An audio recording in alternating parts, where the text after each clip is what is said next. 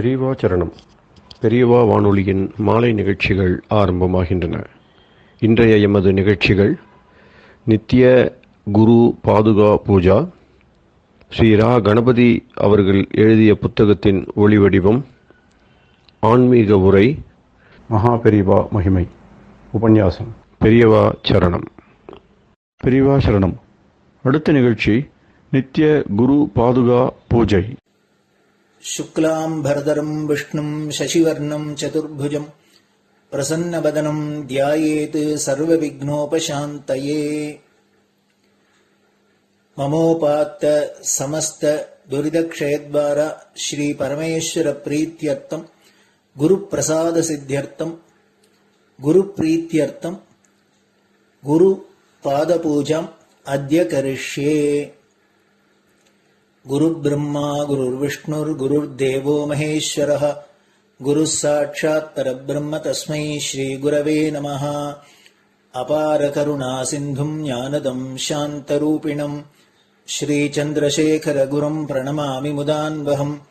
सदाशिवसमारम्भां शङ्कराचार्यमध्यमाम् अस्मदाचार्यपर्यन्तां वन्दे गुरुपरम्पराम्. எல்லோரும் குருவை பெரிவாளை தியானம் பண்ணிண்டு அர்ச்சனை பண்ணுவோம். அஷ்டோத்திரம். பெரியவா அஷ்டோத்திரம் பல அஷ்டோத்திரங்கள் இருக்கு. அதுல எளிமையா சுலபமா எது இருக்கோ அதை நான் இப்ப சொல்றேன். எல்லோரும் இதை கேட்டுண்டே திருப்பி சொல்ல முடிஞ்சுவா சொல்லி சொல்லி பெரிவாளுக்கு பாதத்துல ஒவ்வொரு புஷ்பத்தை அர்ச்சனை பண்ணலாம். ओम श्री कांची कामकोटि पीठाधीश्वराय नमः.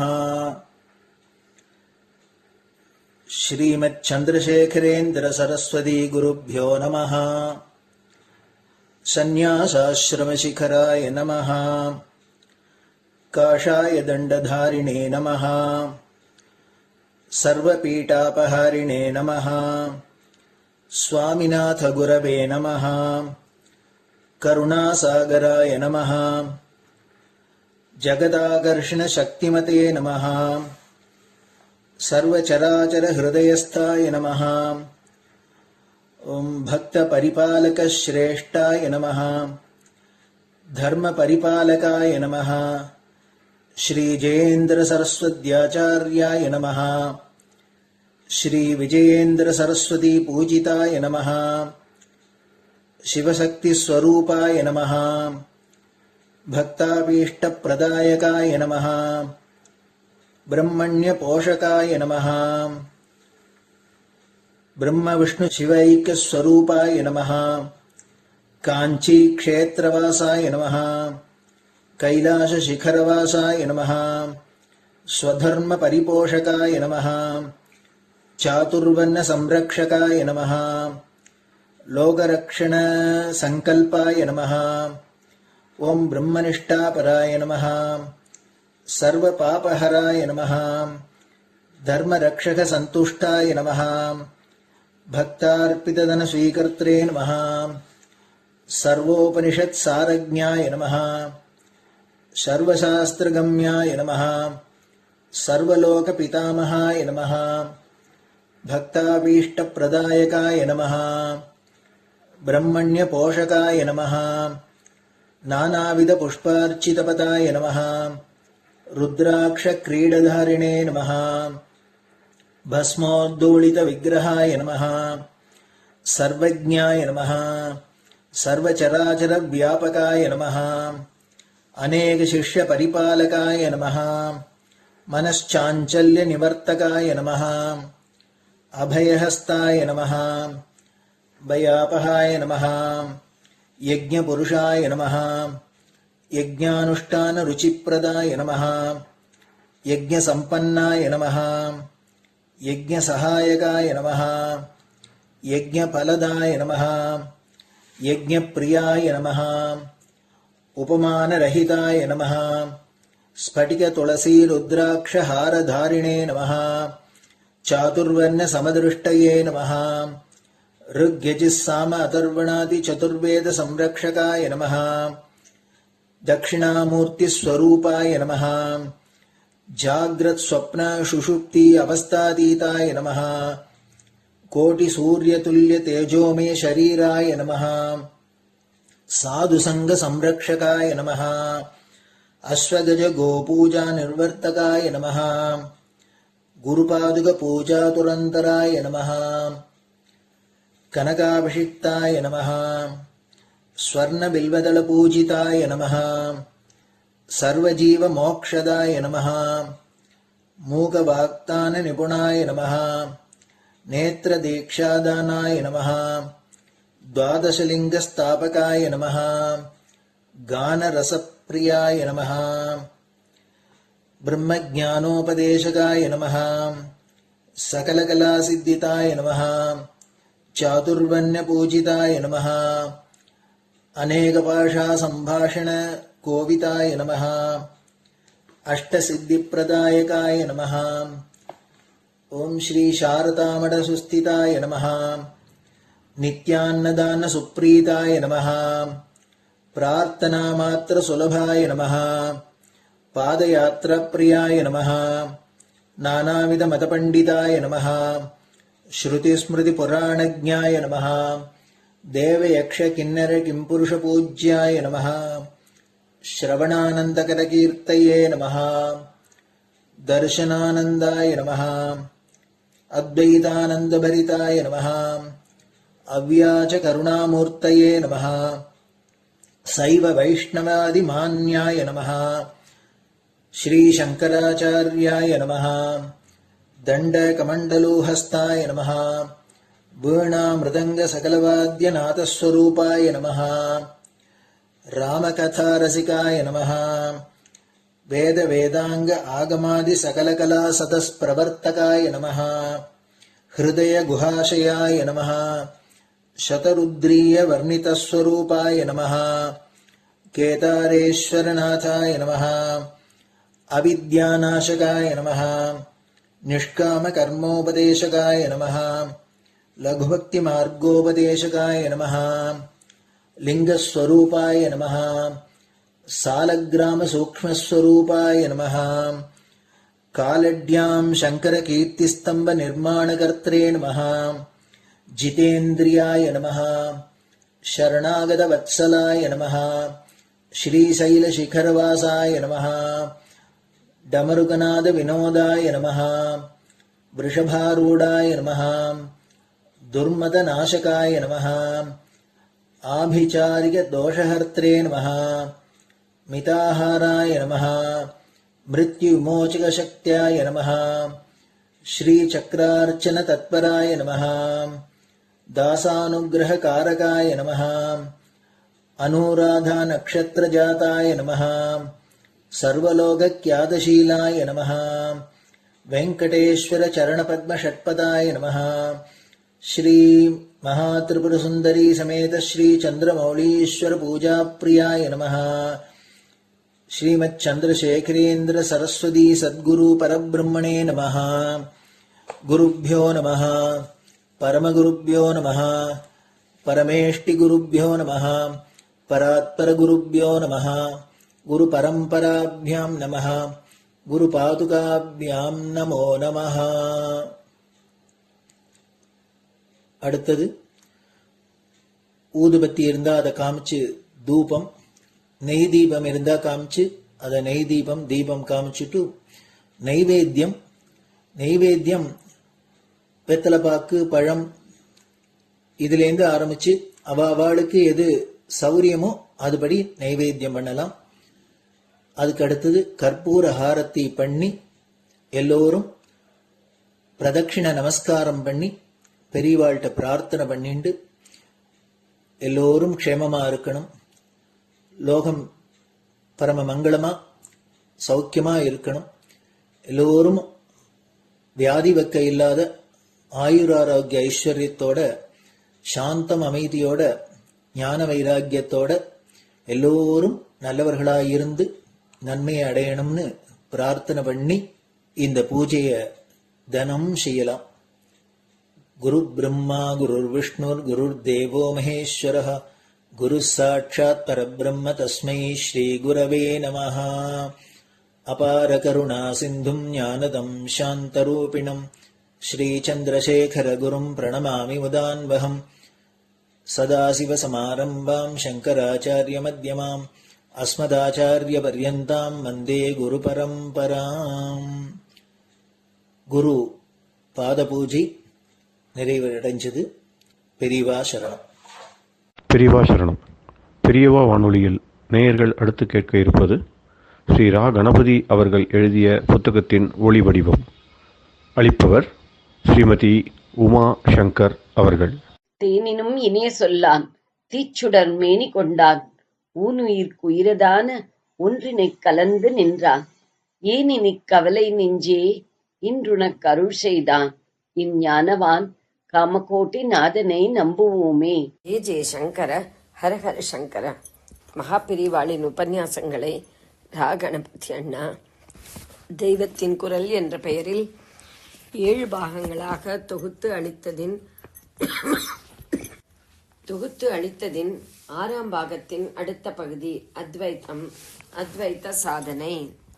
அனைவருக்கும் அடிப்படை அத்வைத்த அறிவு. 2 சாராராக ஜனசமூகத்தை பிரித்து கர்மாக்காரன் ஞானக்காரன் என்று ஆச்சாரியால் பாகுபடுத்தி ஞானக்காரனுக்கே அத்வைத்த சாதனை என்று வைத்தார்.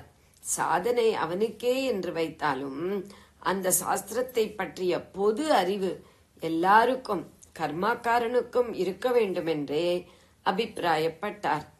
அவர் பெயரை வைத்துக் கொண்டிருக்கும் நாம் அவர் மகத்தான சித்தாந்தமாக ஸ்தாபித்திருக்கும் அத்வைத்தினாக வகுத்து கொடுத்திருக்கும் சாதனை பற்றி எல்லாருக்கும் தெரிவிக்க வேண்டிய கடமை இருக்கிறது என்றே பேச ஆரம்பித்தேன். சாதாரணமாக இந்த விஷயம் நான் பேசுவது இல்லை. வெறும் வாய்ப்பேச்சாக அத்வைதா அத்வைதா என்று எங்கே பார்த்தாலும் முழங்குவதாக இருந்து அதனாலேயே எல்லாரும் பேசி எவருமே அனுஷ்டானத்தில் எடுத்துக்கொள்ளாமல் எல்லாரும் அத்வைத்திகளாகிவிட்ட மாதிரி தப்பான அசாஸ்திரியமான சமத்துவ கொள்கை பரவி வருவதால் நாமும் பொதுமக்களின் இந்த பிரமையை ஜாஸ்தியாக்க வேண்டாம் என்றே இந்த விஷயம் நான் பேசுவதில்லை. ஆனாலும் சமீபத்தில் ஆச்சாரியாள் ஜெயந்தியாகி இங்கே பெரிய வித்வத் சதசும் நடந்ததில் சில பேர் வந்து எங்களுக்கு அத்வைத்தம் சொல்லவே கூடாதா என்று விஞ்ஞாபம் செய்து கொண்டதால் தான் அத்வைத்த சாதனை என்றால் அதில் எத்தனை கட்டுப்பாடு இருக்கிறது, அது யார் யாருக்கு எடுத்தது என்று தெரிவிப்பதற்காகவாவது அதை பற்றி அத்வைத்த குரு என்றே பெயர் வைத்துக் கொண்டிருக்கும் நாமும் பேசத்தான் வேண்டுமென்று நினைத்தேன். அப்படி விஞ்ஞாபனம் செய்தவர்களும் இப்போது இங்கே இருப்பதால் ஒத்தி போட வேண்டாம் என்று ஆரம்பித்து விட்டேன். ஆத்மாவை பற்றிய நினைப்பு, அத்வைத்த சாஸ்திரத்தின் ஆதார கோட்பாடுகள் எல்லாருக்கும் தெரிய வேண்டியதே என்று ஆச்சாரியாலும் நினைத்தது பாலபோதம் என்று அரிச்சுவடி ரூபத்தில் அவர் எழுதியிருப்பதில் கூட வெளியாகிறது என்று சொன்னேன். பிரஷ்னோத்தர ரத்னமாலிகா என்பது பொதுஜனங்களுக்கான அவருடைய இன்னொரு பிரகரணம்.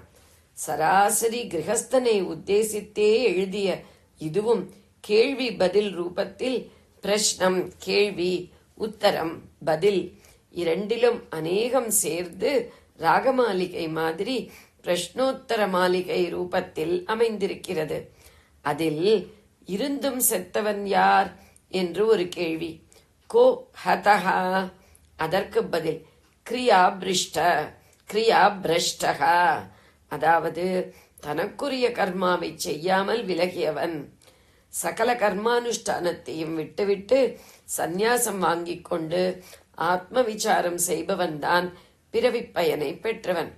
மற்றவர்கள் ஆத்மஹத்தி செய்து கொண்டவர்களே, அதாவது இருந்தும் செத்தவர்களே என்று விவேக சூடாமணி முதலான முழு ஞான நூல்களில் சொன்ன அதே ஆச்சாரியாள் இங்கே கர்மாதான் மனுஷன் செய்ய வேண்டியது, செய்யாவிட்டால் அவன் இருந்தும் செத்தவன் என்பதால் இந்த நூல் ஆவரேஜ் மனுஷ்ய சமூகத்தை உத்தேசித்தே செய்ததென்று தெரிகிறது. ஒருவன் துக்கமில்லாமல் இருப்பது எதனால் என்று அதில் ஒரு கேள்வி வருகிற போதும் கீழ்ப்படிதல் உள்ள பெண்டாட்டியால் என்று பதில் சொல்லி இருப்பதால். அப்புறம் மித்ரம் கிம் பாரியா, ஒருத்தனுக்கு உண்மையாக சிநேகிதர் யார் என்ற கேள்விக்கு பத்னிதான் என்றும் சொல்வதால் குடும்பம் நடத்தி கொண்டிருக்கும் கிரகஸ்தர்களுக்கான உபதேசமாகவே பண்ணிக்கொண்டு போகிறார் என்று நன்றாக தெரிகிறது. இப்படிப்பட்ட புஸ்தகத்திலும் ஆச்சாரியாள் அத்தியாத்ம சமாச்சாரங்களை சொல்லாமல் விடவில்லை. அதை ரொம்பவும் நயமாக பண்ணியிருக்கிறார்.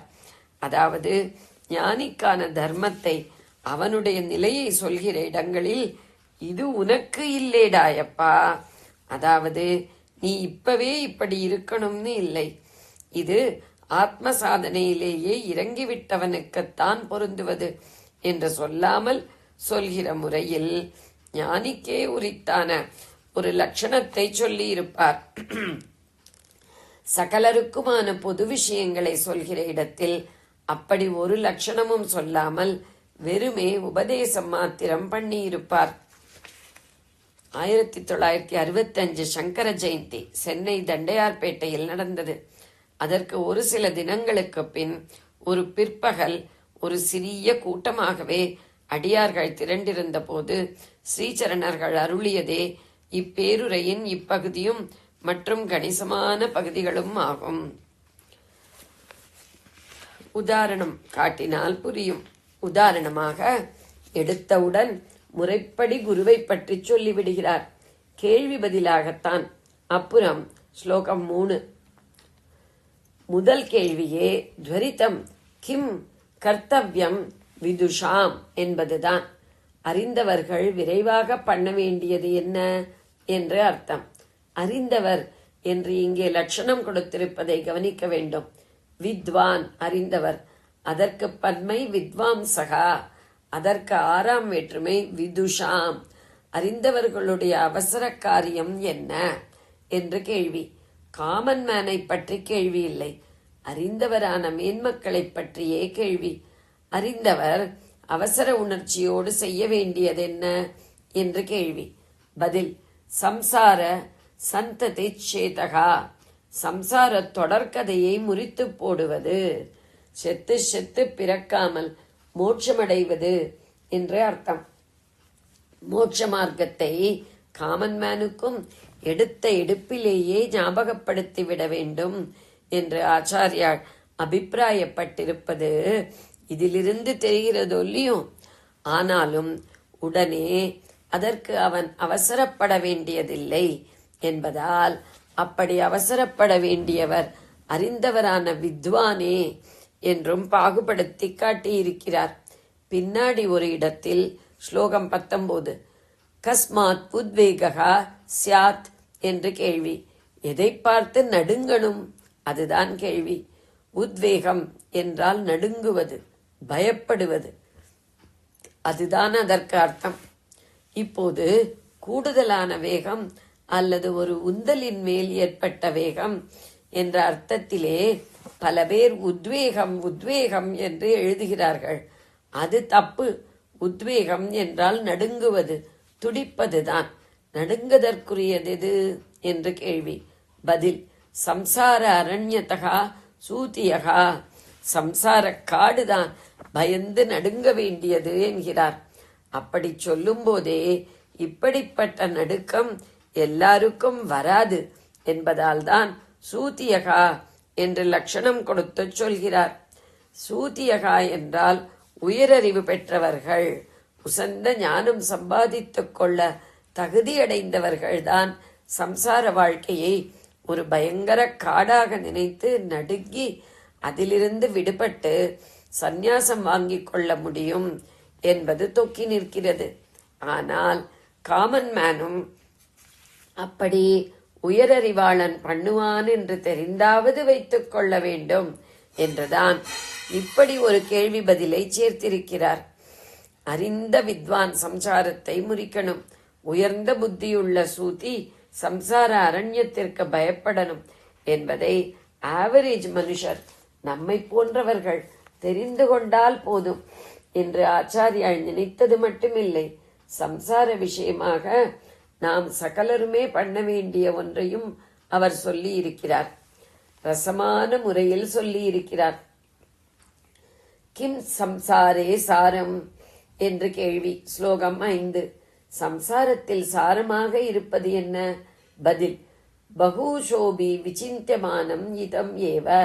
திரும்ப திரும்ப இதையே நினைத்து கொண்டிருப்பதுதான். எதை? இப்போ கேள்வி கேட்டியே, சம்சாரத்தில் என்ன சாரம் இருக்குன்னு. அதையே நினைச்சு அப்படியே திருப்பி திருப்பி கேட்டுண்டு இரு பிறவி எடுத்த பயனே. திருப்பி திருப்பி கேட்டுண்டீரு.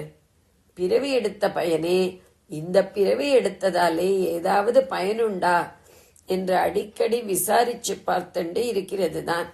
அதைத்தான் இதம் ஏவ பகுஷோபி விசிந்தியமானம்னு சொன்னது.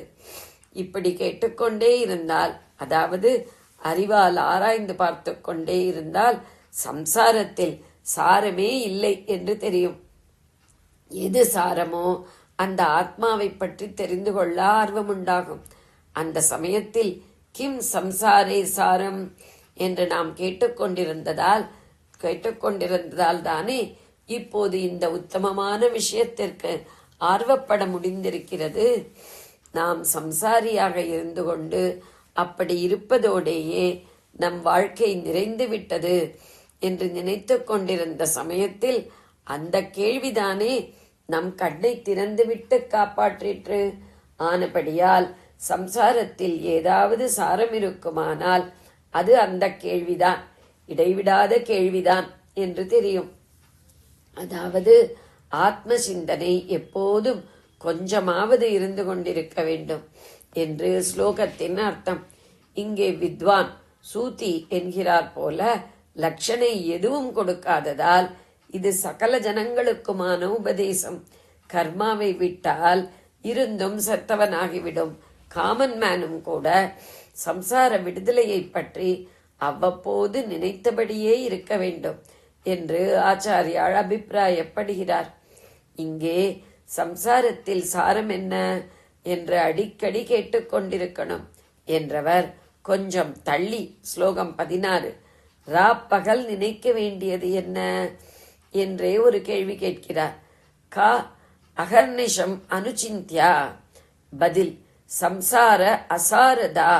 சம்சாரம் சாரமற்றது என்பதுதான். சோபான பஞ்சகம் என்று ஆச்சாரியால் அனுகிரகித்திருக்கிறார். அவர் சரீர யாத்திரையை முடித்து பிரம்ம நிர்வாணம் அடைய உத்தேசித்திருப்பதாக பக்தர்களுக்கு தெரிய வந்த போது, எங்களை எல்லாம் விட்டுவிட்டு போகிறீர்களே, எத்தனையோ உபதேசம் தாங்கள் கட்டுக்கட்டாக எழுதி வைத்தாலும் நாங்கள் அதை படிக்க சாவகாசப்படுமோ படாதோ, அதனால் அவதாரத்தை முடிக்கும் முன் எல்லாவற்றையும் சுருக்கி ஒரு உபதேசம் அனுகிரகிக்க வேணும் என்று பிரார்த்தித்துக் கொண்டார்கள். அப்போது அவர் சொன்னதுதான் சோபான பஞ்சகம். உபதேச பஞ்சகம் என்றும் அதற்கு இன்னொரு பெயர் சொல்வதுண்டு. சோபானம் என்றால் படிவரிசை. அடிப்படையில் நம்மாதிரி சாமானிய ஜனங்கள் எங்கே ஆரம்பிக்க வேண்டும் என்பதிலிருந்து பரபிரம்மத்திலேயே பிரதிஷ்டையாகிவிடும் உச்சஸ்தானம் வரையில் அதில் டைரக்ஷன் வரிசையாய் கொடுத்து கொண்டு போயிருக்கிறார். ஆரம்பம் வேதோ நித்யம் அதீயதாம் ததுதிதம் கர்மஸ்வனுஷ்டீயதாம். வேதத்தை தினமும் அத்தியனம் பண்ணி அதில் சொல்லியிருக்கும் கர்மாக்களை எல்லாம் அனுஷ்டியுங்கள் என்பது. ஆகவே கர்ம மார்க்கத்தில் போக வேண்டியவனுக்கே இந்த உபதேசம் என்று தெரிகிறது. ஆனால் இந்த உபதேசத்திலேயே ஆத்மேச்சையை, ஆத்ம சம்பந்தமான ஆர்வத்தை வளர்த்துக்கோ, வீட்டை விட்டு ஓடு, குருவிடம் வேதாந்த மகா வாக்கிய உபதேசம் வாங்கிக்கோ என்றெல்லாம் சொல்லிக் கொண்டு போய் பரபிரம்மத்திலேயே பிரதிஷ்டையாயிடு என்று முடித்திருப்பதால் தற்போது கர்மாவுக்குத்தான் அதிகாரியாயிருப்பவனும் கூட ஞான யோகத்தை பற்றிய எல்லா விஷயமும் தெரிந்தவனாயிருக்க வேண்டும் என்பதே ஆச்சாரியாள் கருத்து என்று தெரிகிறது. இப்படி பார்த்து கொண்டே போனால் நன்றாக கன்ஃபார்ம் ஆகிறது. சாங்கியர், யோகி என்று பகவான் நன்றாக பிரித்து வைத்தது போலவே ஆச்சாரியாலும் ஞானத்திற்கு அதிகாரி வேறே, கர்மத்திற்கு வேறே என்று எல்லை கட்டி வைத்திருந்தாலும் கர்மத்திற்கு அதிகாரியான பெரும்பாலாரும் கூட ஞானத்தை பற்றி ஒரு அடிப்படை அறிவு பெற்றிருக்க வேண்டும் என்று நினைத்தார் என்று பகவானும் கூடத்தான் இம்மாதிரியே நினைத்திருக்கிறார் அர்ஜுனனை. அவர் கர்மயோகத்திற்கு அதிகாரியாகத்தான் நினைத்தார். கர்மண்யேவ அதிகாரஸ்தே என்று அவர் அவனிடம் சொன்னது கீதை 2வது அத்தியாயம் 47வது ஸ்லோகம். அநேகமாக எல்லாருக்கும் தெரிந்த விஷயம். சண்டை போட மாட்டேன் என்று சந்நியாசியாக ஓடிப்போக தயாராக இருந்த அவனை அவர் இழுத்து பிடித்து வைத்து போடு சண்டை என்று கர்மத்திலேயே ஈடுபடுத்தி இருக்கிறார். ஆனாலும் அப்போது அவனுக்கு உபதேசித்த கீதையிலேயோ கர்மயோகத்தை மாத்திரம் சொல்லாமல் சவிஸ்தாரமாக ஞான யோகத்தையும் தானே சொல்லி இருக்கிறார். ஆரம்பமே ரொம்ப அப்டிராக்டாக சாங்கிய யோகத்தில் தானே இருக்கிறது. சிரித்து, இத்தனையும் எனக்கு ஜஸ்டிபிகேஷன். பொது பிரசங்கத்தில் அத்வைத சாதனை பற்றி சொல்வதற்கு நியாயம் காட்டுவதை குறிப்பிடுகிறார்கள். சங்கீதத்தில் கரை கண்டவர்கள் ஸ்வரங்களை எடுத்துக்கொண்டு எந்தெந்த ராகத்தில் எந்தெந்த ஸ்வரங்களை எப்படி பிடிக்க வேண்டும், இழைக்க வேண்டும், ஞாசம் விந்யாசம் செய்ய வேண்டும் என்று அலசி பார்த்து முடிவு பண்ணுகிறார்கள். ஆரம்ப சிக்ஷை கற்றுக்கொள்கிற குழந்தைக்கும் அதே சரிகம பதனிதான் பாடமாயிருக்கிறது.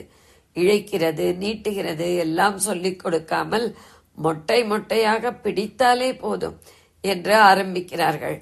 ஸ்ருதி தப்பாமல் ஸ்வரஸ்தானங்களில் நின்றுவிட்டாலே போதும் என்று அந்த ஸ்டேஜில் வைத்துக் கொள்வது. இதில் ஆரம்பித்துத்தான் கடைசியில் அந்த ஸ்வர சூக்ஷ்மங்களில் புகுந்து ஞாசம் விந்யாசம் செய்வது வரை போவது. அந்த ஞாச விந்யாசம் மாதிரி நம் வாழ்க்கையின் கடைசியில் சந்நியாசம்.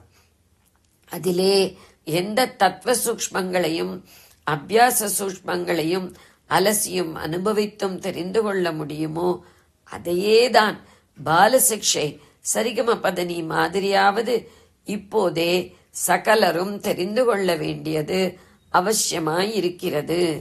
ஜெய ஜெய சங்கர, ஹர ஹர சங்கர. பெரியவா சரணம். இந்நிகழ்ச்சியின் அடுத்த பகுதி நாளை மாலை இதே நேரத்தில் ஒளிபரப்பாகும். பெரியவா சரணம். பெரியவா சரணம். பெரியவா வானொலியில் நேயர்கள் அடுத்து கேட்க இருப்பது திரு கவிக்கண்ணன் அவர்களின் ஆன்மீக உரை. பெரியவா சரணம். ராம் ராம். ஸ்ரீ குருப்யோ நமஹ. ஜெய ஜெய சங்கர, ஹர ஹர சங்கர. பெரியவா வானொலி நேயர்கள் அனைவருக்கும், மகா பெரியவாவுடைய பக்தர்கள் அனைவருக்கும் அடியேன் கவிக்கண்ணனின் அன்பு கலந்த நல்வாழ்த்துக்கள். ராம் ராம். ஜெய ஜெய சங்கர, ஹர ஹர சங்கர. ஸ்ரீ குருப்யோ நமஹ. குருவடி நம்பியே கெட்டவர் இலையே, குருமொழி கேட்டு தாழ்ந்தவர் இலையே. குருவடி நம்பியே கெட்டவர் இலையே, குருமொழி கேட்டு தாழ்ந்தவர் இலையே. குருவின் அருளால் இழந்தவர் இலையே, குருவின் அருளால் இழந்தவர் இலையே. குருவும் திருவும் ஒன்றாய் வருமே, குருவும் திருவும் ஒன்றாய் வருமே. மறுவாய் மலராய் மணியாய் ஒளிரும் திருவாய் நமக்கு நற்றுணையாகுமே. மறுவாய் மலராய் மணியாய் ஒளிரும் திருவாய் நமக்கு நற்றுணையாகுமே. அருவாய் உருவாய் ஆனவன் அவனே, அருவாய் உருவாய் ஆனவன் அவனே. குருவாய் வந்தே அருள்வான் நமக்கே குருவாய் வந்தே அருள்வான் நமக்கு குருவாய் வந்தே அருள்வான் நமக்கே. அப்பேற்பட்ட பரம்பொருளானவன் அவருடைய திருவடியை நம்பி யாருமே கெட்டு போனதில்லை. அவருடைய அருள் உரையை கேட்டு யாரும் தாழ்ந்து போகல. அவருடைய அருளால யாருமே நஷ்டப்படல. குருவும் திருவும் ஒன்றுதான். அப்படி அந்த குரு மாய வித்தை செய்வார், மயமாக இருப்பார், மலர் போல் மென்மையாக இருப்பார், மணி போல் அழகாக இருப்பார், ஒளிர்வார், சூரியனைப் போல பிரகாசிப்பார். அவர் நமக்கு திருவாக வருவார், திருவாக நமக்கு நல்ல துணையாகவும் நிற்பார். அப்படி உருவாகவும் அருவாகவும் இருக்கக்கூடிய அந்த குருநாதனானவன் நமக்கு என்றென்றும் தக்க துணையான குருவாக நின்று அருள் பண்ணுவார்ங்கிறதுல எந்த விதமான சந்தேகமும் கிடையாது. நம்ம குருவை சரணம்னு அடைஞ்சிட்டோம்னா நம்ம கேட்காதையே நம்ம தவறுகள் எல்லாம் ரொம்ப அழகா திருத்துவா. குரு நமக்கு நல்ல வழியை சொல்லி தருவா, நல்ல வழியை நடந்து காமிப்பா, நல்ல வழியில நம்ம நடக்கிறோமா நம்மளை பாப்பா, நம்மோட கூட பாதுகாப்பா நமக்கு நல்ல வழியில போறோமா போகலையாங்கிறத நல்ல வழி நடத்தி சென்று நல்ல வழியிலே நிலையாக இருக்கும்படியாக நமக்கு கருணை செய்து நம்மளை காப்பாற்றி கொண்டு வருவார்கள். மறந்து கூட தெரியாதனமா கூட நம்ம தப்பு பண்றதுக்கு அவ குருநாதன் கண்டிப்பா நம்மளை அனுமதிக்கவே மாட்டா, தவறு செய்யவே விட மாட்டா. தவறு செய்ய விட்டா தானே, அதனால நமக்கு தவறுங்கிறத என்னன்னு தெரியாத நம்மளை குரு கைட் பண்ணிட்டு போவா. இது ஒரு சமயம் நம்ம பெரியவா எப்படி பண்ணாங்கிறத நம்ம பார்க்கலாம். மகாராஷ்டிரால பெரியவா முகாமிட்டு இருந்தா. நமக்கெல்லாம் தெரியும், பெரியவா ஒரு 90 வயசு இருக்கும். அந்த சமயத்துல 1984 வாக்குல இருக்கலாம். பெரியவா மகாராஷ்டிரா பக்கம் போயிட்டு அப்படி கர்நாடகா அப்படி எல்லாமே சேர்ந்து கொஞ்சம் கொஞ்சமா பாத யாத்திரையாவே 90 வயசுலேயே பாத யாத்திராவே அங்கெல்லாம் போயிட்டா. மகாராஷ்டிராவுக்கு போயிட்டா. அங்க சத்தாரா மகாகாம் எல்லாம் சொல்றாரு இல்லையா, அங்கெல்லாம் அப்படி மகாராஷ்டிரால தங்கியிருந்தா. அதுக்கு முன்னாடி பெல்காம்ல இருந்திருக்கா. பெல்காம்ங்கிறது கிட்டத்தட்ட மகாராஷ்டிரா பார்டரா இருந்திருக்கும். அப்போ பெல்காம்ல இருக்கும் போதும் சரி, அதுக்கு முன்னாடியும் சரி, ஒரு அன்பர், அவர் ரொம்ப வயசானவர்லாம் கிடையாது, ஒரு நடுத்தர 30-35 வயசுக்குள்ள இருக்கக்கூடியவர். அவர் ரயில்வேல வேலை பார்க்கிறவர். அவர் என்ன பண்ணுவாரான்னா அடிக்கடி 15 நாளைக்கு ஒரு தடவை பெரியவா எங்க இருக்காரோ அந்த ஊருக்கு போயிடுவார். ஏன்னா அவர் ரயில்ல இருக்கார் இல்லையா, அதனால ரொம்ப சௌரியம்.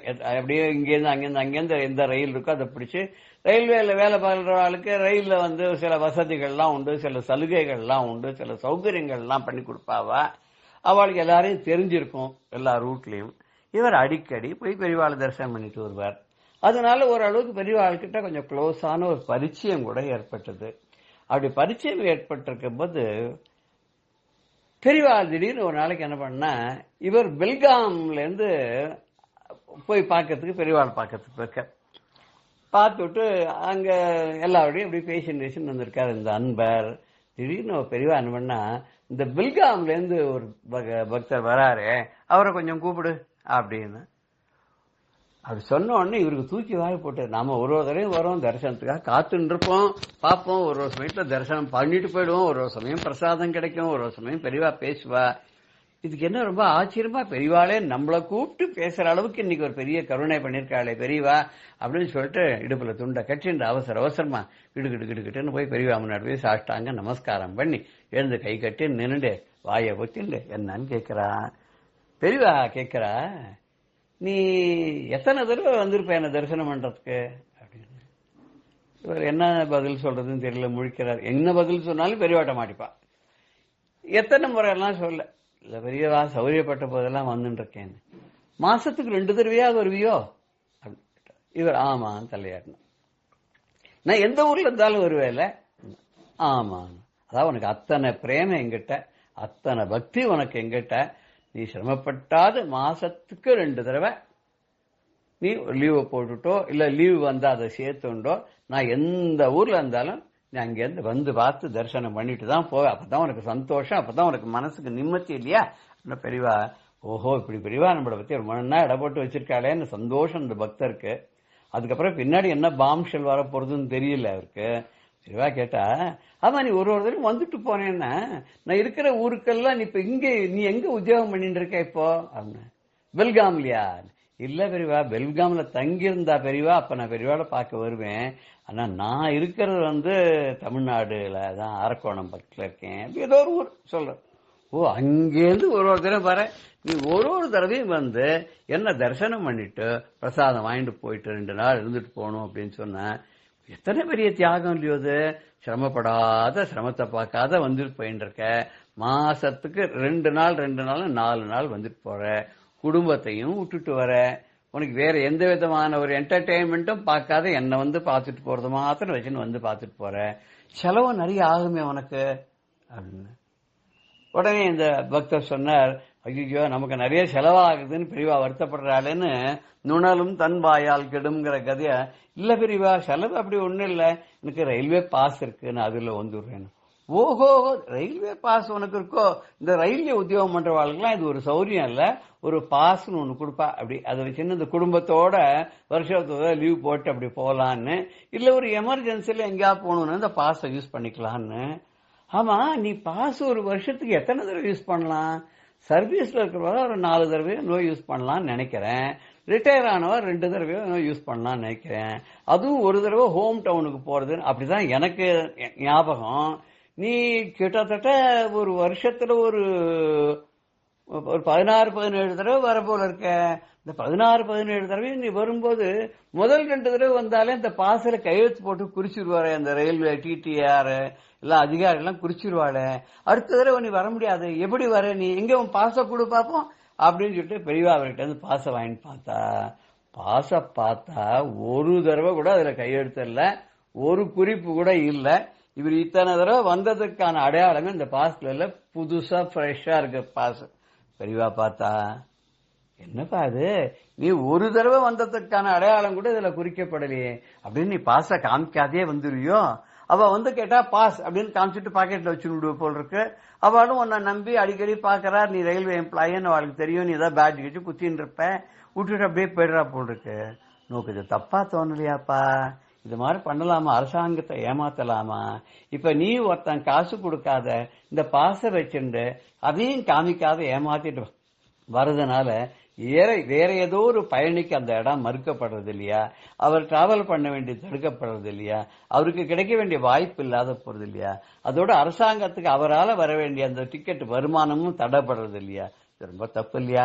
உன்னை உத்தியோகத்தில் வச்சு சம்பளம் கொடுத்து உன்னை காப்பாத்தி உனக்கு மாசம் படி இழக்கிறாளே, அவளுக்கு துரோகம் பண்ணலாமா? பாரு, இனிமே உன்னால காசு செலவச்சு வர முடியும்னா என்ன தரிசனம் பண்ணிட்டு போ. இது மாதிரி பாசெல்லாம் துஷ்பிரயோகம் பண்ணி நீ என்னை பார்த்துட்டு போறதுனால எனக்கும் சந்தோஷம் இல்ல, உனக்கும் அதனால நிறைவு கிடையாது, இதனால லாபம் இல்ல. இது எஜமானரை ஏமாத்துற ஒரு பாபமும் சேரும், எனக்கும் அதிருப்தியை உண்டு பண்ணான பாவமும் உனக்கு சேரும், உன்னை என்கரேஜ் பண்ண பாவமும் எனக்கும் சேரும். அதனால இது வேண்டாம், சரியா? நான் சொல்றது கேட்கறியா? நீ முடிஞ்ச அன்னைக்கு வா, காசு செலவழிச்சுண்டு. முடியலன்னா நீ இருக்கிற இடத்துல இருந்து நினைச்சுக்கோ, என்னுடைய அனுகிரகம் உனக்கு என்னன்னைக்கு உண்டு, என்னுடைய ஆசீர்வாதம் உனக்கு என்னன்னைக்கு உண்டு. தப்பு மொத்தம் தயவு பண்ணி பண்ணாத. எல்லாருக்குமே நான் சொல்லி கேட்டுக்கிறேன், நமக்கு கொடுத்திருக்கிற சலுகைகளை எப்பவுமே மிஸ்யூஸ் பண்ணாதீங்கோ. யாருக்கோ கிடைக்க வேண்டிய ஒரு வசதியை தயவு பண்ணி தடுக்காதுங்கோ. அதுவே புண்ணியம். பரோபகாரகா புண்ணியாய பாப்பாய பரபீட்டனம்னு வியாசர் சொல்றாரு இல்லையா? பிரச்சாருக்கு இடைஞ்சல் பண்றது பாபம், பிரச்சாருக்கு நன்மை பண்றது புண்ணியம் சொல்றா இல்லையா? அதனால தயவு பண்ணி யாரும் துஷ்பிரயோகம், அதிகார துஷ்பிரயோகமோ பதவி துஷ்பிரயோகமோ வசதியினுடைய துஷ்பிரயோகமோ பண்ணாத அப்படின்னு சொல்லிட்டு கருணை மாமுகிலான நம்ம பெரியவா நேர்மை தவறாத, நெறிமுறை தவறாத, இவ்வளவு அழகாக ஒரு கடுமையான தீவிரமாக ஒரு விரதமாக ஒரு நெறிகளை கடைபிடித்து கொண்டு வந்தார். அதை மற்றவாளுக்கும் சொன்னார், தானும் நடத்தி காமிச்சான்றது நமக்கெல்லாம் விட பெருமைப்பட வேண்டிய விஷயம். ஜெய ஜெய சங்கர ஹர ஹர சங்கர. ஸ்ரீ குருப்யோ நம. ராம் ராம். பெரியவா சரணம். இந்நிகழ்ச்சியின் அடுத்த பகுதி நாளை மாலை இதே நேரத்தில் ஒளிபரப்பாகும். பெரியவா சரணம். பெரியவா சரணம். அடுத்த நிகழ்ச்சி மகா பெரியவா மகிமை உபன்யாசம். வழங்குபவர் பிரம்மஸ்ரீ கணேச சர்மா அவர்கள். அபார கருணா சிந்தும் ஞானதம் சாந்தரூபிணம் ஸ்ரீ சந்திரசேகரகுரும் பிரணமாமி முதான்வகம். பெரியவா காஞ்சிபுரத்தில் இருக்கா, தேனம்பாக்கம் அப்படிங்கிற இடத்துல ரொம்ப நாள் இருந்தா. பெரியவா எதுக்காக இப்படி ஒரு மனுஷ சரீரத்தை எடுத்துட்டு ஈஸ்வரன் வந்திருக்கார், வந்து அவர் வாழ்ந்து இவ்வளவு நாள் வாழ்ந்து காமிச்சு எவ்வளவோ காரியங்கள்லாம் பண்றார். இதெல்லாம் எதுக்காக, நமக்கு என்ன அதுல பிரயோஜனம் அப்படின்னா வேற ஒண்ணும் இல்லை. அவளோட வாழ்க்கையே நமக்கு ஒரு பெரிய உபதேசம் தான். அதுலேருந்தே பல படிப்பினை நாம கத்துக்கலாம். நம்ம பாடம் படிச்சிடணும், பாடம் கத்துணும், லைஃப்ல பாடம் கத்துணும், அனுபவத்தினால பாடம் கத்துணும் அப்படி எல்லாம் சொல்றோம் இல்லையா? அதை போல இந்த மகான்களோட வாழ்க்கை, குருவோட வாழ்க்கையே நமக்கு அதை பார்த்தே நமக்கு பாடம் கத்துக்கிறாப்புல இருக்கு. அப்படி இருக்கிற ஞானியா இருக்கிறவா அந்த குருங்கிற எப்படி இருப்பார், பிரம்மனிஷ்டரா பட்டக்கட்டையா எப்படி இருப்பா அப்படிங்கிறதுக்கு பல நிகழ்ச்சிகள் சொல்லலாம். அப்படி இருக்கிற பெரியவா நமக்கும் எப்படி சொல்லித்தரா அப்படிங்கிறத பார்த்துட்டு பெரியவா எப்படி இருக்காங்கிறதையும் பார்க்கலாம். பெரியவா தேனம்பாக்கத்தில் இருக்கிறதே அவளுக்கு கைங்கரியம் பண்றதுக்கு பாலுன்னு ஒருத்தர் இருந்தார், ஸ்ரீகண்டன் இருந்தார், வேதபுரிசாட்சிகள்னு இருந்தார், சந்திரமௌழி ஸ்ரௌதிகள்னு இருந்தார், ஏகாம்பரம்னு இருந்தார், கண்ணன் இருந்தார், சந்திரான்னு இருந்தா, இப்படி பல பேர், ராமூர்த்தின்னு இருந்தார். இதை போல இன்னும் பல பேர் சொல்லலாம். இது சொல்லிட்டு போனாக்க பெரிய லிஸ்டா இருக்கும். இப்படி பல பேர் கைங்கரியம் பண்ணிட்டு இருக்கா. அதுல இந்த சந்திரமௌழிட்டு பெரியவா என்னமுன்னா, இந்த பெரியவா கைங்கரியம் பண்ணிட்டு இருக்கிறவாள்லாம் பெரியவா பட்டுக்கு ஏகாந்தமா தனியா வாசம் பண்ணிட்டு இருக்கா அப்படின்னு சொன்னோம். சிவாஸ்தானத்துல இந்த கூட கைங்கரியம் பண்ணவாளுக்கெல்லாம் சாப்பாட்டுக்கு வேணுமே, என்ன பண்றது? சாப்பாட்டுக்காக என்ன பண்ணினா, இதுல பிரம்மச்சாரியா இருக்கிற பசங்கள்லாம் பக்கத்துல சின்ன காஞ்சிபுரம் பெருமாள் கோவில், அந்த பெருமாள் கோவிலை சுத்தி நிறைய வீடெல்லாம் இருக்கு. இந்த வீட்டுல போய் நீங்க பிக்ஷை எடுத்து சாப்பிடணும் அப்படின்னு பெரியவா சொல்லியிருந்தா. பெரியவாளுக்கு தெய்வத்தின் உள்ளியும் பார்த்தேன்னா தெரியும், இந்த பிக்ஷை எடுத்து சாப்பிட்றதுல ரொம்ப வலியுறுத்தி சொல்லுவா. அதுக்கு பெரிய பலன் இருக்கு, பெரிய பலன். சாஸ்திரமே பிராமணன் எப்படி இருக்கணும்னு சொல்றது, பிச்சை எடுக்கணும் அப்படின்னு தான் சொல்றது. இஞ்சவர்த்தி அப்படின்னு ஒண்ணு சொல்றோம். இந்த இஞ்சவர்த்தின்னா என்ன அப்படின்னது, களத்துல என்ன பண்ணுவாளான்னர், அந்த களத்து மேடுன்னு இருக்கும்போது கிராமத்துல அந்த அறுவடையை அந்த இடத்துல போர் அடிச்சு அந்த இடத்துல தானியங்களை சேகரிக்கிறது. அந்த களத்து மேட்டுல என்ன பண்ணுவா, அவ மத்த யாரெல்லாம் இருக்காளோ இந்த விவசாயிகள்லாம் நிறைய நெல்லை கொஞ்சம் விட்டுட்டு வருவா. எதுக்குன்னா, இந்த பிராமணர்கள் அந்த ஊர்ல இருக்கிற அந்த கிராமத்துல இருக்கிற அந்தனர்கள்லாம் வந்து பொறுக்கி அவளோட ஜீவனத்துக்கு எடுக்கணும் அப்படின்னு. அப்படி அந்த களத்து மேட்டுல மிஞ்சி இருக்கிறத இவா போய் ஒரு சொம்ப எடுத்துன்னு போய் அந்த சொம்ப அளவை எடுத்து பொறுக்கின்னு வரத்துக்கு பேர் தான் உஞ்சவர்த்தின்னு பேரு. அது அப்புறம் பிற்காலத்துல ஒரு பஜன சம்பிரதாயத்துல கழுத்துல ஒரு சொம்ப மாட்டின்னு நாம சொல்லிட்டு இப்படி வீதி வீதியா போய் கலெக்ஷன் பண்ணுறது அப்படிங்கிறப்பல ஆயிடுத்து. அந்த உஞ்சவர்த்தி அப்படின்னு சாஸ்திரம் சொல்றது இதான், ஷெலோஞ்சவர்த்தி அப்படின்னு சொல்லியிருக்கு. இவன் பிச்சை எடுத்துதான் ஜீவனம் பண்ணணும் அப்படின்னு சொல்லியிருக்கு. அதே மாதிரி பிரம்மச்சரியம் அப்படின்னு சொல்லக்கூடிய அந்த மாணவ பருவத்துல இவன் படிக்கிறதே தன்னோட சாப்பாட்டுக்கு வீடு வீடா போய் யாச்சகம் பண்ணி பிச்சை எடுத்துதான் சாப்பிடணும் அப்படின்னு சொல்லியிருக்கு. அதனாலதான் பிக்ஷாச்சரியம் அப்படின்னு பிரம்மச்சாரிக்கு இது ரொம்ப ஒரு பெரிய நியமமா சொல்லியிருக்கு. இது பெரியவாளுக்கு ரொம்ப பிடிச்சது. காரணம், இது அப்படியே ஒரு வினயத்தை கொடுக்கும். அந்த சின்ன வயசுல ஒரு கௌரவம் பார்க்காத நாம போய் 4 இடத்துல பிச்சை எடுக்கிறது அப்படின்னு வச்சுனுட்டோம்னா என்ன, வித்தை ஏற ஏற ஏற நாம பெரிய மேதாவியாக்கும் நம்ம பெரிய வித்வானாக்கும் அப்படின்னு கனம் ஏறும். அந்த கனம் ஏறாத இருக்கிறதுக்கு இந்த பிக்ஷாச்சரியம் அப்படிங்கிறது, பிக்ஷை எடுக்கிறதுங்கிறது ரொம்ப முக்கியமான ஒரு மருந்தா சொல்லி இருக்கு, எஃபெக்டிவ் மருந்து. அதனாலதான் இதை ரொம்ப வலியுறுத்தி சொல்லுவா. அதனாலதான் நம்ம பூனல் போடுறதே கூட பிக்ஷை பிக்ஷை அப்படின்லாம் நாம சொல்றோம். பிக்ஷரிசி பிக்ஷரிசி அப்படின்லாம் கொண்டு போறோம். அன்னைக்கு ஆரம்பிச்சு அதுக்கப்புறம் அவ இந்த கல்யாணம் பண்ணிக்கிற வரைக்கும் பிக்ஷை எடுத்து தான் சாப்பிடணும் அப்படிங்கிறதுனால இந்த சந்திரமௌழி மாதிரி யாரெல்லாம் பிரம்மச்சாரிகள் இருந்தோ இவாளெல்லாம் போய் பிக்ஷை எடுங்கோ அப்படின்னு சொன்னா, கல்யாணம் இந்த வேதபுரி சாஸ்திரி இவாள மாதிரி என்ன பண்ணா, அந்த வேதபுரி சாஸ்திரி சொன்னா, நீ ஒண்ணு பண்ணு, இஞ்சுவர்த்தி இடு போய் அப்படின்னா. கிரகஸ்தனா இருந்தா இஞ்சுவர்த்தியா சொல்லியிருக்கு, பிரம்மச்சாரியா இருந்தா பிக்ஷை எடுக்க சொல்லியிருக்கு, சன்னியாசிக்கும் பிக்ஷையை தான் சொல்லியிருக்கு. நீ இஞ்சுவர்த்தி இடு அப்படின்னு வேதபுரி சாஸ்திரிகள்கிட்ட சொன்னா. இவர் சொன்னார், எனக்கெல்லாம் பாட தெரியாது, அதாவது நமக்கு பொதுவா இஞ்சுவர்த்தின்னாலே இந்த பாடி ஈடின்னு வருது அப்படின்னு நமக்கு ஒரு தெரிஞ்சுட்டதுனால சம்பிரதாயம் இருக்கிறதுனால இப்படிதான் போய் எடுக்கணுமாக்கும் அப்படின்னா பெரியவா சொன்னா, அதெல்லாம் ஒண்ணு வேண்டாம், நீ ஒரு கழுத்துல ஒரு சொம்ப மாட்டிக்கோ, நீ கையில தாளத்தை போட்டு ஏதோ பகவன் நாமா சொல்லிட்டு போறது ரொம்ப விசேஷம் தான். வெறுமனை போய் மாதாயே அப்படின்னு கேட்கறத விட பகவன் நாமா சொல்லிட்டு போறது இன்னும் கௌரவம். இந்த சம்பிரதாயத்தை மருதானல் சத்குரு சுவாமிகளே ஆரம்பிச்சு வச்சிருக்காரு, பெரிய மகான். அதனால அதை ஃபாலோ தான் பண்றது ரொம்ப விசேஷம்தான். அதனால நீ என்ன பண்ணும், உனக்கு பாட எடுத்துறியன்னா ஏதானு ராமா கிருஷ்ணா கோவிந்தா அப்படின்னு ஹரே ராமா ஹரே கிருஷ்ணா சிவசிவா அப்படின்னு பகவன் நாம சொல்லிகிட்டே போய் இன்சூர்த்தி எடுத்துன்னு வா. இந்த இன்சூர்த்தி எடுத்துன்னு வந்து அதுலயும் என்ன பண்ணு, ஒரு சொம்பு ரொம்ப வரைக்கும் போய் எடுக்கணும். எடுத்தாச்சுன்னா ஒரு நாளைக்கு ஒரு சொம்பு பொறுமை அரிசி ஒரு வயத்துக்கு வேற என்ன வேணும்? இப்படி எல்லாம் சொல்லி பிரம்மஸ்ரீ சாஸ்திரிகள் வேதபுரி சாஸ்திரிகளுக்கு பெரியவா உபதேசம் பண்ணா, இந்த சந்திரமௌலி முதலான வாழ்க்கெல்லாம் பிக்ஷைக்கு நீ போய் எடுத்து சாப்பிடுங்க அப்படின்னா, சரி பெரியவாளுக்கு கைங்கரியம் பண்ணிட்டு போய் பிக்ஷை எடுக்கணும் அப்படின்னா, பெரியவா ஒரு நாளைக்கு 1 மணி ஆகும், 2 மணி ஆகும், 3 மணி ஆகும், 12 மணி ஆகும். எப்போ என்ன பண்ணுவா, பெரியவாளுக்கு எப்போ பிக்ஷை ஆகும், பெரியவா கைங்கரியத்தை முடிச்சுன்னு அதுக்கப்புறம் நம்ம போய் பிக்ஷை எடுத்து சாப்பிட்றது அப்படிங்கிறது ஒரு நேரங்காலமே சரியா வச்சுக்க முடியாது, டைம் பார்க்க முடியாது. என்ன பண்றது? அதனால இவாள்லாம் என்ன பண்ணியிருந்தா, அந்தந்த வீடு தெரிஞ்ச வீடு தானே, பெரியவா என்ன பண்ணுவோம்னா தினம் வரதராஜர் கோயில் இந்த தேனம்பாக்கத்தில் இருக்கிறது கார்த்தாலேயோ சாயந்தரமோ ஏதோ ஒரு வேளையில வந்து அந்த மாட வீதியை பிரதட்சணம் பண்ணி விஷ்ணு சஹஸ்ரநாமத்தை சொல்லிண்டே அப்படின்னு ஒரு பழக்கம் வச்சிருந்தா. அதனாலே அந்த 4 வீதியிலும் இருக்கிறவர்களுக்கு எல்லாருக்கும் தெரியும் பெரியவா இங்க இருக்கா, பெரியவா எப்போ தனம் வருவான்னு. இவாளையும் எல்லாரையும் ஒரு பரிச்சயம் உண்டு. அவளும் எல்லாரும் வந்து அடிக்கடி தரிசனம் பண்ணிட்டு இருக்கிறதுனால அப்படி வந்தவாழ்கிட்ட சில ஸ்திரீகள்ட்ட எல்லாம் பெரியவா சொல்லியிருந்தா, இதெல்லாம் எங்கிட்ட கைங்கரியம் பண்ணிட்டுக்கு, எங்கிட்ட ஒன்றும் சாப்பாட்டுக்குள்ள நானே பிச்சை எடுத்து தான் சாப்பிட்றேன், அதனால இவாளும் பிச்சை எடுத்து தான் சாப்பிடணும். அதனால நீ என்ன பண்ணி இந்த குழந்தைகளுக்கெல்லாம் ஆளுக்கு ஒரு நாளைக்கு ஒவ்வொரு குழந்தைகளுக்கு ஏதானும் உங்களால முடிஞ்சது சாப்பாடு போடுங்கன்னா, அவள்லாம் பரம சந்தோஷமா போறோம். பெரியவாளுக்கு கைங்கரியம்ட்டா இவாளுக்கு சாப்பாடு பொறுத்து கொடுத்துன்னா வச்சிருக்கணும், அவசியம் பண்றோம் அப்படின்னு சொல்லியிருந்தா. ஆனா பெரியவா என்ன சொன்னா, இவா நீங்க சாப்பிட்ற சமயத்துக்கு இந்த டயத்துக்கு அந்த டயத்துக்குன்னு வர முடியாது, என் காரியத்தெல்லாம் முடிச்சுட்டு அதுக்கப்புறம் எப்போ ஒழியுறதோ அப்பதான் வருவா. இது எப்போ முடியும் எப்போ என்னைக்குன்னு டைம்லாம் கிடையாது. அதனால நீங்க ஒண்ணு பண்ணுங்க, இவளுக்கா காத்துன்னு இருக்க வேண்டாம். நீங்க சாப்பிட்றதுக்கு முன்னால இந்த குழந்தைகளுக்குன்னு எடுத்து வச்சிருங்க, ஒரு பாத்திரத்துல எடுத்து வச்சுட்டு நீங்க பாட்டுக்கு சாப்பிட்டுட்டு உங்க காரியத்தை பார்த்துனுங்க. அப்புறம் அவ எப்போ வராளோ அவ டயத்துக்கு வராளோ அதை வாங்கிட்டு அவ சாப்பிட்டோம் அப்படின்னு சொல்லி ஒரு ஏற்பாடு பண்ணி வச்சிருந்தா. இப்படி நடந்துட்டு இருக்கு. அப்படி நடந்துட்டு இருக்கிறதே இந்த மௌலி இவர் என்ன பண்ணினார், அவ ஒரு பாத்திரத்தை 2-3 பாத்திரத்தை கொண்டு வச்சிருந்தா. இதுல வரவாள்லாம் இது இப்படி பழகி போயிடுது இல்லையா, அவள்கிட்டலாம் சொல்றது, இதுல சாத்து போட்டு வைங்கோ, இதுல குழம்பு ஊற்றி வைங்கோ, இதுல தொட்டுக்கிறதுக்கு கறி கூட்டை போட்டு வைங்கோ, இப்படி எல்லாம் இப்படி நடந்துட்டு இருக்கு. இப்படி நடந்துருந்தா இது ஒரு நாளைக்கு பெரியவாளுக்கு தெரிஞ்சது.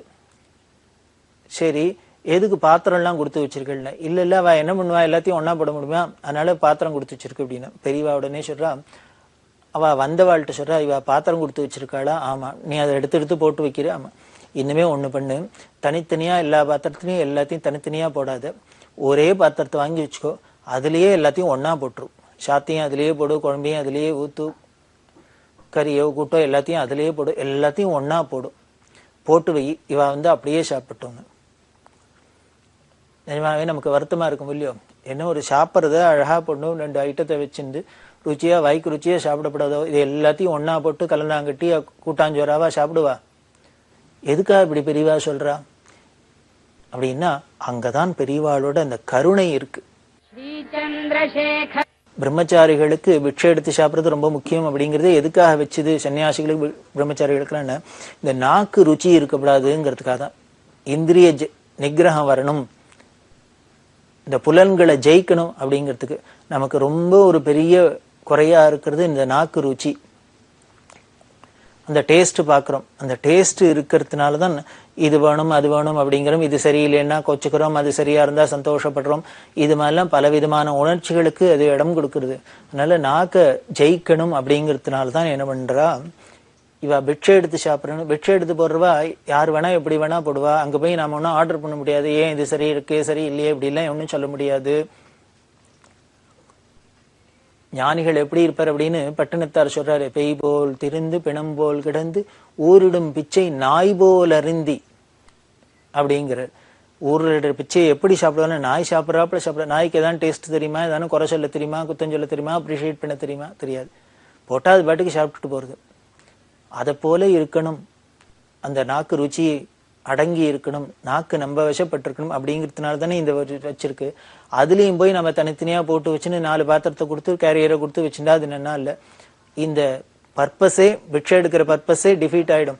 அதனாலதான் பெரியவா என்ன பண்ணினா, இந்த இந்திரிய நிகிரகம் வரணும், இந்திரியத்தை வாழும் தங்கிட்ட சிஷ்யாலும் தன்கிட்ட கைங்கரியம் பண்ணுவாலும் அந்த ஜிதேந்திரியர்களா இருக்கணும் அப்படிங்கிற ஒரு நல்ல எண்ணத்தோட தான் தனித்தனியா போடாத எல்லாத்தையும் ஒன்னா போடு அப்படின்னு சொன்னா.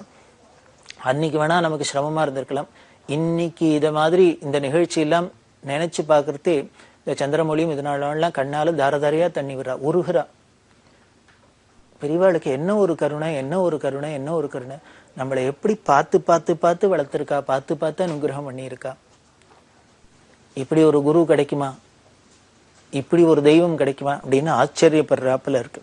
இப்படி சிஷ்யாளுக்கெல்லாம் சொல்றாளோ இல்லையோ, எல்லாத்தையும் ஜெயிக்கணும் அப்படின்னு, எதுலையும் லட்சியம் இல்லாத எல்லாத்தையும் சமபாவமா இருக்கணும்னு. பெரியவா எப்படி இருந்தா அப்படின்னு, பெரியவாளுக்கு ஜெயந்தி வைகாசி அனுஷம். அப்படி இருக்கிறதே என்ன பண்ணா, ஒரு நாளைக்கு அந்த ஒரு வருஷ ஜெயந்தியும் போது காலங்காலத்துல இருந்து ஸ்நானம் பண்ணிட்டு பெருமாளை தரிசனம் பண்ணி எல்லாம் பண்ணி நேர இந்த வாலாஜாபாத் பக்கம் ரோட்ல போக ஆரம்பிச்சுட்டா. நடந்து போய் பாதி தூரம் போயிட்டு அங்க ஒரு வழி நட்ட நடுப்புற ஒரு பெரிய மரத்தடி, அதுலயே உட்கார்ந்துட்டா. யாரும் கேள்வியே கேட்க முடியாது. எதுக்காக இங்க வந்தா, எதுக்கு எங்க போறா, ஒன்னும் ஒருத்தரும் கேட்க முடியாது. சித்தம் போக்கு சிவம் போக்குன்னு அவ பாட்டுக்கு இஷ்டத்துக்கு எங்கேயோ கிளம்பி போவா, எங்கேயோ திரும்பி வருவா. எல்லாம் ஒருத்தரும் ஒண்ணு எதுக்கு என்னன்னு கேட்க முடியாது. அதுக்கு என்ன காரணம் அப்படிங்கிறது அவளுக்கு மட்டும்தான் தெரியும், தேவரகசியம் மாதிரி. இப்படி ஜெயந்தி அன்னைக்கு பெரியவா காலங்காலத்தால கிளம்பி ஏதோ வலாஜாபாத் பக்கம் போய் நடு ரோட்ல ஒரு ஓரமா மரத்தடியில உட்கார்ந்துட்டு இருக்கா. பெரியவா இங்க உட்கார்ந்துட்டு இருக்கான்னு ஜெயந்தின்னு பெரியவாளை தரிசனம் பண்றதுக்கு எல்லா ஊர்ல இருந்து பல பேர் வருவா இல்லையா. எல்லாரும் வந்து தேனம்பாக்கத்துல பார்த்தா பெரியவாளை காணும். எங்க இருக்கான்னா இங்கயோ வலாஜாபாத் பக்கம் தேடிண்டே எல்லாரும் வந்துட்டா. ஈ மொக்கிறாப்புலதான், பலாப்பழத்துல ஈ மொக்கிறாப்புல, எந்த இடத்துல தேன் இருக்கோ வண்டு வராப்புல, எங்க சக்கரை இருக்கோ எறும்பு மொக்கிறாப்புல, பெரியவா எந்த காட்டுலயோ வீட்லயோ எங்க போய் உட்காண்டாலும் ஒளிஞ்சின்றாலும் ஜனங்கள் எப்படியோ கண்டுபிடிச்சுன்னு ஓடி போயிடுறது. காரணம் அது பிரம்ம வஸ்துவா இருக்கிறதுனால அவள்கிட்ட அப்படி ஒரு பக்தி பிரியம். இப்படி ஜனங்கள்லாம் தேடின்னு வந்திருக்கு. வந்தா பெரியவா பட்டுக்கு ஓரமா உட்கார்ந்துன்னு இருக்கா, தரிசனம் கொடுத்துட்டு இருக்கா. வந்தவாழ்லாம் அவவா சும்மா வருவாளா, பெரியவா ஜெயந்தி வேற, நிறைய அவவா சக்திக்கு ஏத்தாப்புல பழமா கொண்டு வந்து கொடுத்துருக்கா. அந்தமாதிரி சாமான்களா குமிஞ்சிருக்கு. சாமான்கள்னா என்ன, முந்திரியா குமியிறது, பாதாம் பருப்பா குமியிறது, பிஸ்தா பருப்பா குமியிறது, திராட்சையா குமியிறது, பேச்சம்பழமா குமியிறது, இன்னும் என்னெல்லாமோ பழ வகைகள்லாம் குமிஞ்சிருக்கு. எல்லாத்தையும் அப்படியே முன்னாலேயே வச்சிருக்கு பரத்தி. இப்படியாச்சு. பெரியவா என்ன பண்ணா அங்கேருந்து கிளம்பிட்டா. அதுக்கப்புறம் கொஞ்ச நேரம் அங்க இருந்துட்டு கிளம்பிட்டா. அப்படி கிளம்புறதே கூட இருந்தவாள்லாம் என்ன பண்ணா, எத்தனை சாமான் வந்திருக்கு, இதெல்லாம் எடுத்து மூட்டை கட்டி பெரியவா யதாஸ்தானத்துக்கு எடுத்துக்க மாட்டோம் இடத்துக்கு. அப்படி எடுத்துக்கலாம் அப்படின்ட்டு ஒவ்வொன்னா எடுக்க ஆரம்பிச்சா பெரியவா. அதெல்லாம் ஏன் எடுக்கிற அப்படின்னா, அதெல்லாம் எடுக்கப்படாது, அங்கேயே போட்டுட்டு வா அப்படின்னு. நடு ரோட்ல ஓரமா, ரோடுக்கு ஓரமா மரத்தடியில எங்க உட்கார்ந்தாலும் அங்க எல்லாம் வச்சிருக்கு, அப்படியே விட்டுட்டு வா அப்படிங்க. கூட இருக்கிறவெல்லாம் சொல்லி பார்த்தாரு சில பேர். இல்ல இல்ல இல்ல பெரிய காஸ்ட்லி சாமான்லாம் இருக்கு, எல்லாரும் வரவாள்லாம் பெரியவாளுக்கு கொடுத்துருக்கா, எல்லாம் இப்படியே கிடக்கே அப்படின்ட்டு, யாரானும் எடுத்துன்னு போயிடுவா அப்படின்னு. நான் விட்டுட்டு வாங்குறதே யாரானும் எடுத்துன்னு போகணுங்கிறதுக்காக தானே. யாரும் எடுத்துக்கப்படாதுங்கிற எண்ணம் இருந்தாவனா நாம பத்திரமா பொட்டலம் கட்டி தூக்கி ஜாக்கிரதையா எடுத்துன்னு வரலாம். எனக்கு யாரும், நம்ம யாரும் எடுத்துக்கப்படாது, வேற யாரானும் எடுத்துன்னு போகணுங்கிறதான் ஆசை. அதனால அப்படியே போட்டுட்டு வா. யாராரு வரவா பவரவா வரவாள்லாம் பாக்குறவாள்லாம் என்ன வேணுமோ அவளுக்கு வேணுங்கிறத எடுத்துன்னு போட்டோம். அப்படியே போட்டுட்டு வந்துடும், ஒன்னுத்தையும் எடுக்கப்படாது அப்படின்னு விட்டா. எல்லாருக்கும் ஒரே குறை தாபம். இப்படி நல்ல நல்ல பதார்த்தங்கள்லாம் இருக்கு, பெரியவா இப்படி துளிக்கூட லட்சியம் இல்லாத அப்படியே உதறிட்டு வராளே, திரும்பி கூட பார்க்கக்கூடாது. இந்த திரும்பி கூட பார்க்கக்கூடாதுங்கிறதுக்காக என்ன பண்ணார், எல்லாரும் முன்னால போங்க அப்படின்னு கைங்கரியம் பண்ணுவா. எல்லாரையும் வந்தவா எல்லாரையும் முன்னால விட்டுட்டு தான் கடைசியா பின்னால வரா. அப்படின்னா நம்மளோட இந்த ஆசாபாசங்களை குறைக்க, நம்மளோட காமக்ரோதங்களை குறைக்க, ராகத்வேஷங்களை குறைக்கிறதுக்காக எப்படிலாம் பெரியவா பாடுபடுறா, நமக்கு எப்படிலாம் இதெல்லாமே ஒரு உபதேசம் தான். இதெல்லாமே உபதேசம் தான். உபதேசம்னா என்ன, வயத்திறந்து ஏதான்னு சொல்லணுமா என்ன, இப்படி பண்ணி காமிக்கிறதே, நம்மளை இது மாதிரி பண்ண வைக்கிறதே நம்மளை ஒரு ட்ரெயின் பண்றதுக்கு தான், நமக்கு ஒரு பக்குவம் வரத்துக்கு தான், விவேகம் வரத்துக்கு தான், ஞானம் வரத்துக்கு தான். அப்படி இருக்கிற பெரியவா இவா உட்கார்ந்துட்டு இருக்கா. ஒருத்தர் பிரமாதமா ஒரு நவரத்ன மாலை அது கொண்டு வந்து அர்ப்பணம் பண்ணினார். அதில் வைரம் எல்லாம் காஸ்ட்லியா எல்லாம் போயிச்சிருக்கு. எதுக்கு இது அப்படின்னார். உடனே பெரியவா, இது பார்த்தா பெரிய மாலையா ஹாரமா அலங்கார ஹாரமா இருக்கு, ஏதோ கோவில்ல அம்பாள் இருக்கிறாப்புல சாத்திருக்கு பழைய வழியே நம்ம வீட்டுல இருக்கிறப்போ ஸ்திரீகள் கூட போட்டுக்கிறாப்புல தெரியல. அதனால பெரியவா என்ன பண்ணா, எந்த அம்பாளுக்கு பண்ணியிருக்க அப்படின்னா, உடனே அவர் தூக்கி ஏறி போட்டுது. அவர் சொன்ன, அம்பாளுக்கா, எனக்கு பெரியவாளை தவிர வேற எந்த சுவாமியை தெரியும், எந்த அம்பாளை தெரியும், அதனால பெரியவாளுக்கு தான் பண்ணிட்டு வந்திருக்கேன். எனக்கு ரொம்ப நாளா ஆசை பெரியவாளுக்கு இது மாதிரி ஒன்னும் ஆபரணம் பண்ணி சாத்தி அப்படி பார்க்கணும்னு. அதனால என்னோட பிரார்த்தனை பண்ணிட்டு வந்திருக்கேன், பெரியவா போட்டுன்னு தரிசனம் கொடுக்கணும். ஓ, உன்னோட ஆசைக்காக பண்ணிட்டு வந்திருக்கேன், அதை நான் போட்டுன்னு தரிசனம் கொடுக்கணுமாக்கும். ஆமாம் அப்படின்னு. பக்தஸ்ய வசகோ பிரம்மா பக்தஸ்ய வசகோ ஹரிஹி அப்படின்லாம் தானே சொல்றது. பக்தர்களுக்கு தானே வசப்பட்டவன் அவன், பக்த வசங்கரனாச்சே. அதனால பெரியவா பக்தா ஆசைப்பட்டா அதை நிறைவேற்றி வைக்கணும் இல்லையோ. இப்ப என்ன பண்ணினா பெரியவா, சரி நீ இப்ப என்னோட பக்தன், எனக்கு ஆசைப்பட்டு இப்படி ஒரு மாலை பண்ணி வந்திருக்கு, இதுக்கு என்ன விலை இருக்கும் அப்படின்னு 50,000 ஏதோ விலையை சொன்னேன்.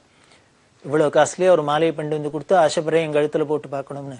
சரி உன்னோட பாவம் நன்னா இருக்கும் வசந்ததா இருக்கு, நான் போட்டு கொடுக்குறேன், உனக்கு தரிசனம் கொடுக்குறேன், நீ பார்த்து சந்தோஷப்படுறேன்னு வச்சுக்கோ. இப்போ இந்த விஷயம் என்ன பண்ணும், நீ சும்மா இருப்பியோ, ஊர்ல போய் பல பேர்ட்டு சொல்வேன், நான் இது மாதிரி கொண்டு போன மாலையை பெரியவா போட்டுன்னு தரிசனம் கொடுத்தா அப்படி சாட்சாத் காமாட்சியா இருந்தா அப்படி ஏதோ நீ உன்னோட மனசுல இருக்க சந்தோஷத்தை வெளிப்படுத்து.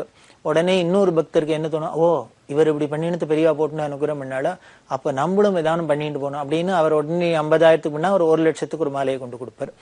உனக்கு பண்ணிட்டேன்னா அவருக்கு பண்ணணும், ஏன்னா ஒருத்தருக்கு பண்ணது எல்லாருக்கும் பண்ண, எல்லாரும் சமம் தான் இங்க, அதை போட்டுக்கணும். உடனே இந்த விஷயம் போச்சுன்னா இன்னொருத்தர், ஓ அவர் ஒரு 50,000க்கு பண்ணார், ஒருத்தர் 1,00,000க்கு பண்ணா நம்ம 2,00,000க்கு பண்ணலாம் அப்படின்னு அவர் ஒண்ணு கொண்டு வருவார், அதையும் நான் போட்டுக்கணும். உடனே இன்னொருத்தர் 5,00,000க்கு கொண்டு வருவார், 10 இப்படியே என்ன ஆயிடும்னர், அவாவா போட்டி போட்டுன்னு ஒருத்தருக்கு ஒருத்தர் போட்டி போட்டுன்னு பெருசா காஸ்ட்லியா வைடோரையும் மாலமா கொண்டு எங்கிட்ட கொடுப்பேன். நான் ஒருத்தருக்கு பண்ணிட்டா எல்லாருக்கும் பண்ணிக்கணும், இப்படியே போட்டுட்டே இருக்க வேண்டியதான். இப்படி நீங்க கொடுக்குற உங்க பக்திக்கு கட்டுப்பட்டு இது மாதிரி காஸ்ட்லி மாலையெல்லாம் போட்டுட்டே இருந்தேன்னா என்ன ஆயிடும்னர், என் கழுத்து முழுக்கலும் ஒரே நகையாதான் இருக்கும், அதுக்கப்புறம் ருத்ராட்சம் போட்டுக்கிறதுக்கு இடம் இல்லாத போயிடும். ஞானிகள்னா எப்படி இருக்கணும், அப்படியே காஞ்ச சரகு மாதிரி சரீரமும் அதுல விபூதியும் ருத்ராட்சமும் அப்படி பட்டும் படாதையும், அந்த வஸ்திரம் கூட எப்படி இருக்கும்னு பெரியவாள்கிட்ட, அது கூட போய் உடம்புல ஒட்டியும் ஒட்டாதான் இருக்கும், அதை கூட டிப்டாப்பா அழகா அப்படி பின்மெண்டாப்புல அப்படி எல்லாம் வச்சுலாம் பெரியவா இருக்கவே மாட்டா. பார்த்தா வஸ்திரம் பாட்டுக்கு ஒரு பக்கம் இருக்கும், பெரியவா பாட்டுக்கு ஒரு பக்கம் இருப்பா. இதெல்லாமே தனி அழகு. இந்த அழகெல்லாம் பெரியவாள்கிட்ட பார்த்து பார்த்து ரசிக்கலாம். அப்பேற்பட்ட பிரம்மஞானி பட்டக்கட்ட, அவருக்கு போய் நம்ம இனிமே காஸ்ட்லியா இனிமே அடிகையும் நெக்லஸையும் கொண்டு கொடுத்தா அது அங்க ஒட்டுமோ, அதுக்கப்புறம் எனக்கு ருத்ராட்சத்துக்கு இடம் இல்லாத போயிடும் அப்படின்னா. இது பாயிண்ட் நம்பர் 1. அதுக்கப்புறம் பெரியவா சொல்றா, நான் இன்னைக்கு இந்த மரத்தடியில இருக்கேன், நாளைக்கு ஒரு குளத்தடியில இருப்பேன், எங்கேயோ இருப்பேன், சித்தம்போக்கு சிவம்போக்கு நான் பாட்டுக்கு எங்கேயோ போயின்னு இருக்கேன், எந்த இடம் கிடைக்கிறதோ அங்க இருக்கேன், ராத்திரியில இங்கேயேதான் படுத்துன்னு இருக்கோம், அப்படியே தான் இருக்கும். அப்படி இருக்கிறதே என்ன ஆயிடும்னர், இப்படி காஸ்ட்லியான இந்த நகையெல்லாம் என் கூட வரவாளுக்கெல்லாம் எப்படி பத்திரப்படுத்தி வைக்கிறதுங்கிறது ஒரு பெரிய பிரச்சனையா போயிடும்.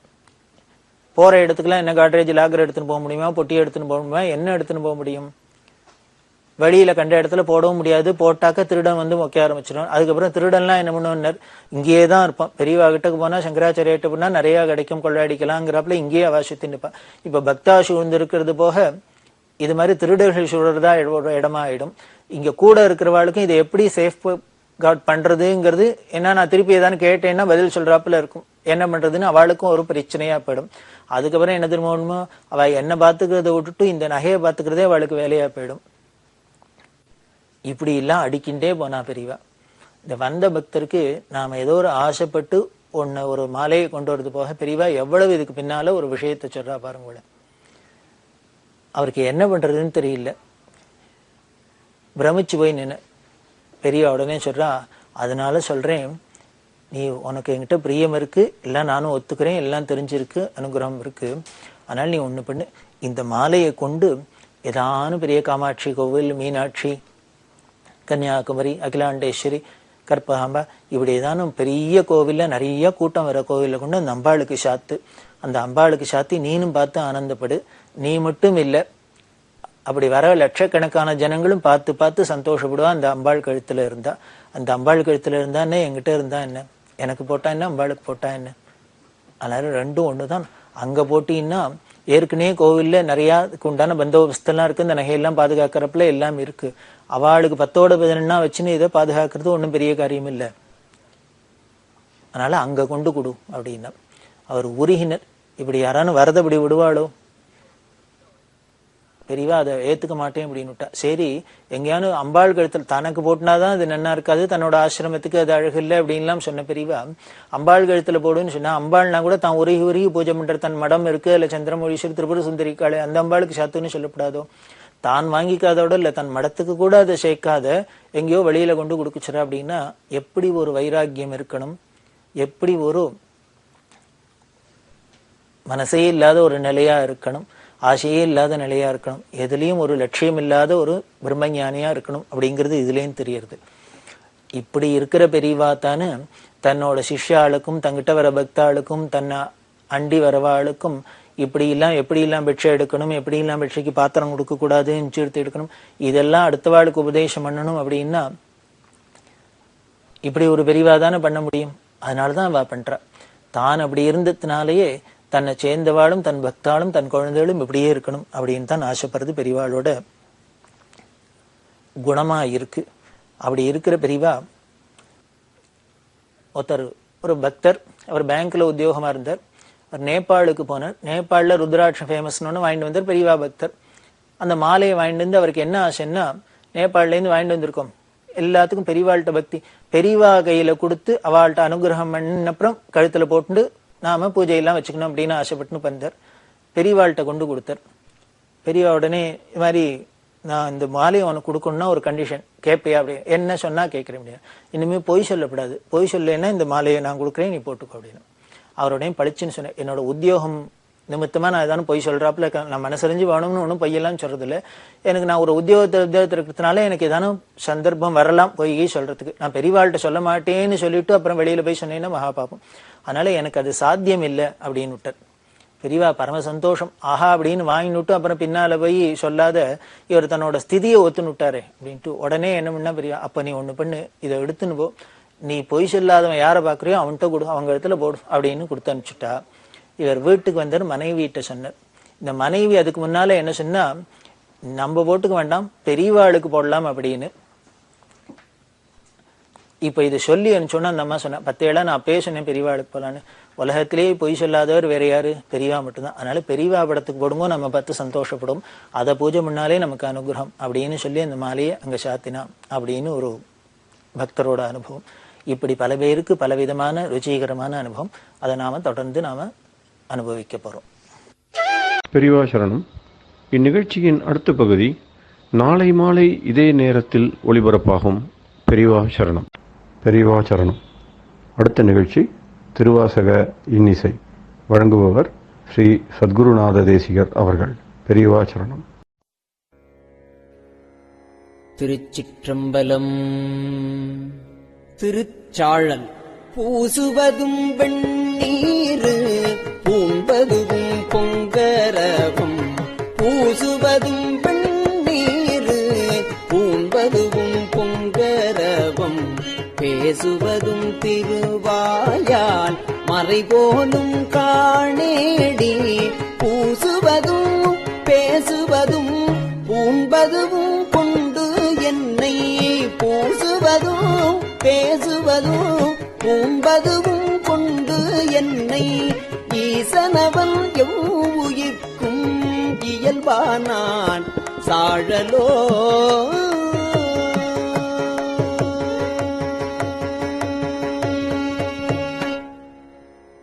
என்னப்பன் எம்பிரான் எல்லார்க்கும் தான் ஈசன், துன்னம் பெய் கோவணமாக் கொள்ளும் அது என்னேடி, மண்ணு கலை துண்ணு பொருள் மறை நான்கே வான் சரடா, தன்னையே கோவணமா சாத்தினன்கான் சாழலோ.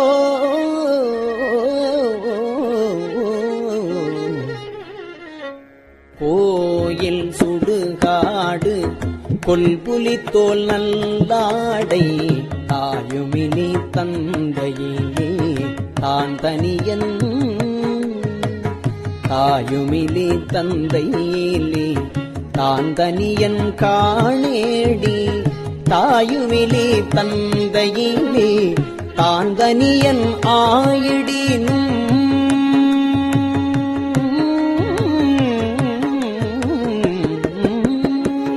தாயுமிலி தந்தையிலே தான் தனியன் ஆயிடினும், தாயுமிலி தந்தையிலே தான் தனியன் ஆயிடினும், காயில் உலகனைத்தும்,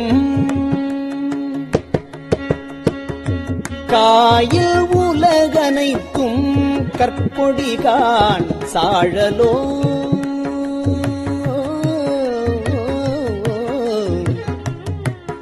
ஆனா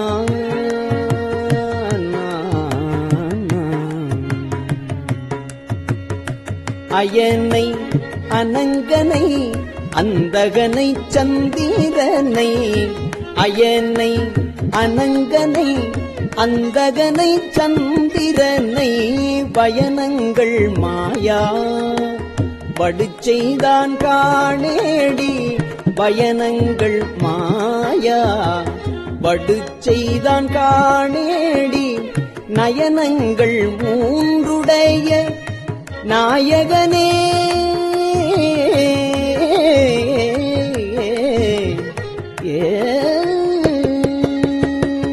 நயனங்கள் மூன்றுடைய நாயகனே தண்டித்தால் சயமன்றோ வானவர்க்கு சயமன்றோ வானவர்க்கு தாழ்வுழலாய் சாழலோ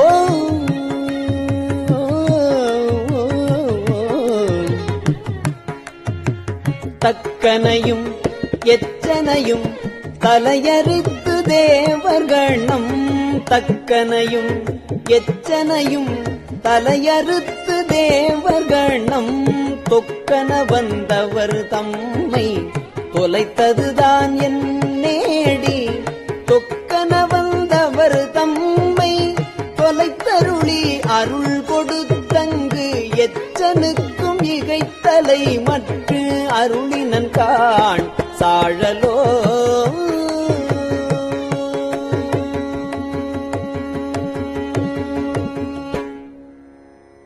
அலரவனும்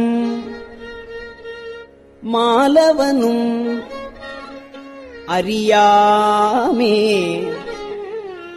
அழலுருவாய் நிலமுதற் கீழ் அண்டம் முற நின்றதுதான் என் நேடி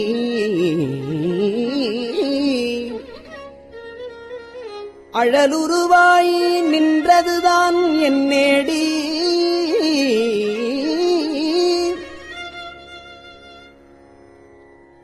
நிலமுதற்கீழ் அண்டம் முற நின்றில நேல் இருவரும் தம்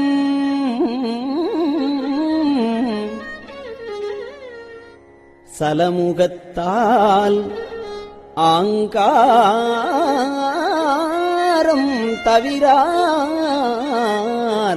காண் சாழலோ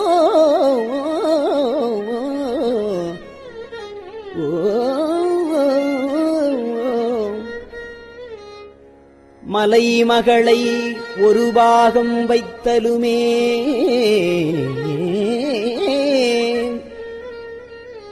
மற்றொருத்தி சலமுகத்தால் அவன் சடையிற்பாயும் அது என்னேடி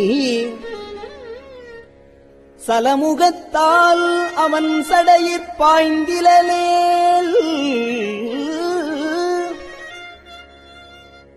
தரணி எல்லாம் பிலமுகத்தே புகப்பாய்ந்து பெருங்கேடாம் சலமுகத்தால் அவன் சடையிற்பாய்ந்திலேல் பாய்ந்திலேல் தரணியெல்லாம் பிலமுகத்தே புகப்பாய்ந்து பெரும் கேடாம் சாழலோ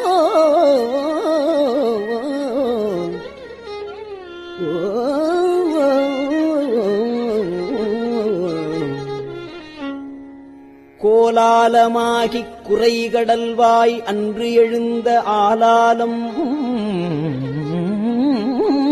உண்டான் அவன் சதுர்தான் என்னேடி ஆலாலம் உண்டான் அவன் சதுர்தான் என்னேடி ஆலாலம் உண்டிலனேல் அன்று அயன்மால்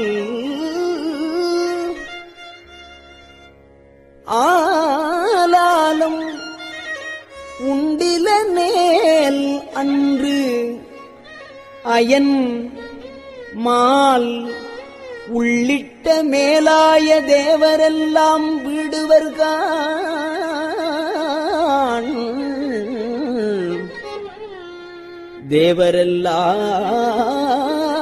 தேவரெல்லாம் வீடுவர்கான் சாழலோ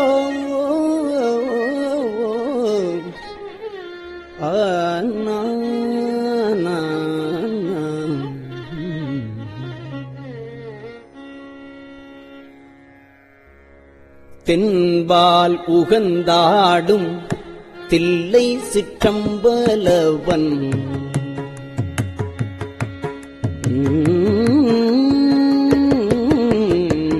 தென்பால் உகந்தாடும் தில்லை சிற்றம்பலவன் தென்பால் உகந்தாடும் தில்லை சிற்றம்பலவன் பெண்பால் உகந்தான் பெரும் பித்தன்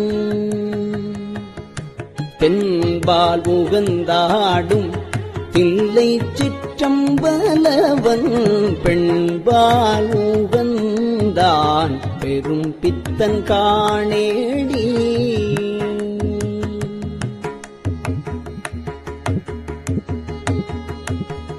பெண்பால் உகந்தில நேல்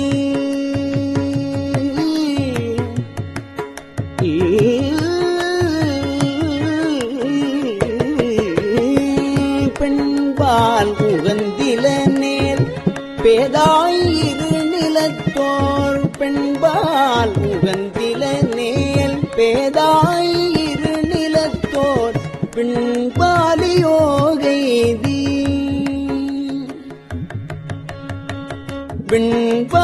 பெண்பாலியோகைதி விடுவர்கான் சாழலோ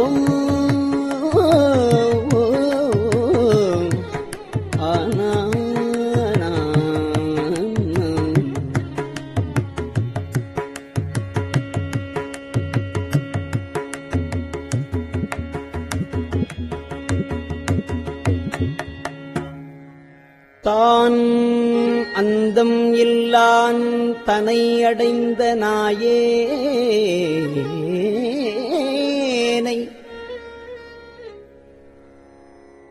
ஆனந்த வெள்ளத்து அழுத்துவித்தான் காணேடி ஆனந்த வெள்ளத்து அழுத்துவித்த திருவடிகள்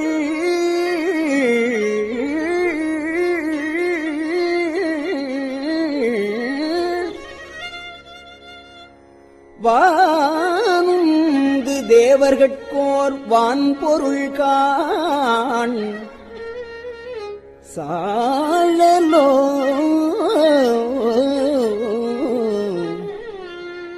சாழலோ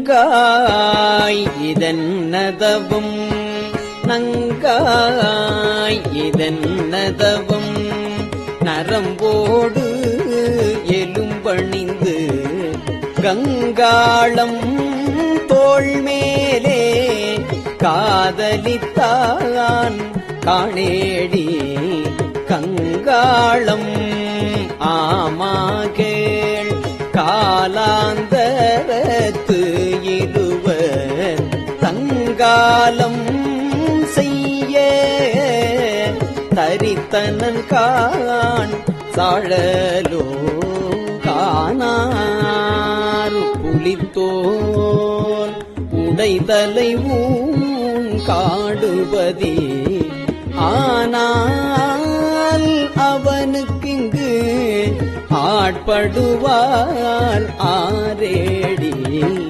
ஆனாலும் கேளாய் அயனும் திருமாலும் வானாடர் போவும் வழியடியார்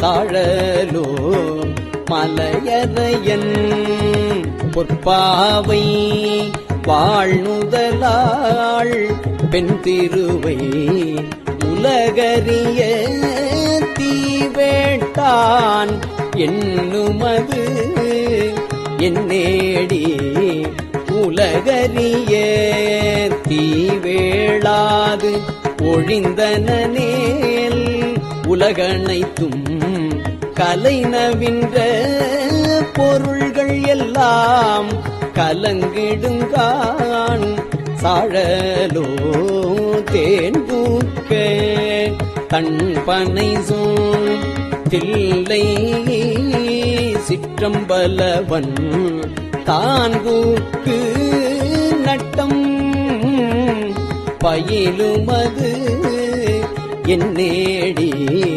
தான்பூக்கு நட்டம் பயின்றிலனேள் தரணியெல்லாம் ஊன்புக்க வேற்காளி கூட்டாங்கான் சாழலோ கடதறியும் பரிமாவும் தேரும் உகந்து ஏறாதே இடவம் உகந்து ஏறியவாறு எனக்கரிய இயம்பேடி தடமதில்கள் அவை மூன்றும் தழல் எரித்த அந்நாளில்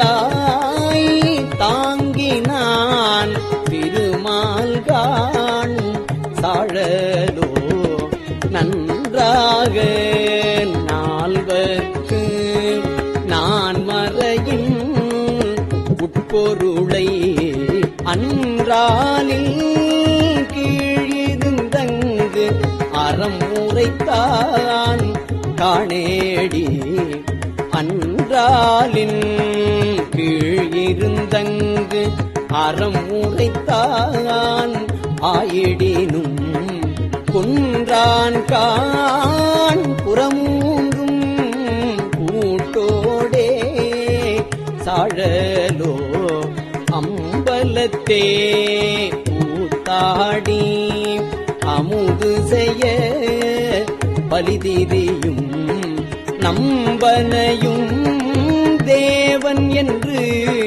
நண்ணுமது என்னேடி நம்பனையும் ஆமா கேள் நான் மறைகள் தாமரியா எம்பெருமான் ஈசா என்று ஏத்தினகான் சாழலோ சலமுடைய சலந்தரந்தன் உடல் தடிந்த நல்லாழி நலமுடைய நாரணக்கு அன்று அருளியவாறு என்னேடி நலமுடைய நாரணன் தன் நயனம் கிடந்து அரண்அடிக்கு அலராக இட ஆழி அருளினன் காண்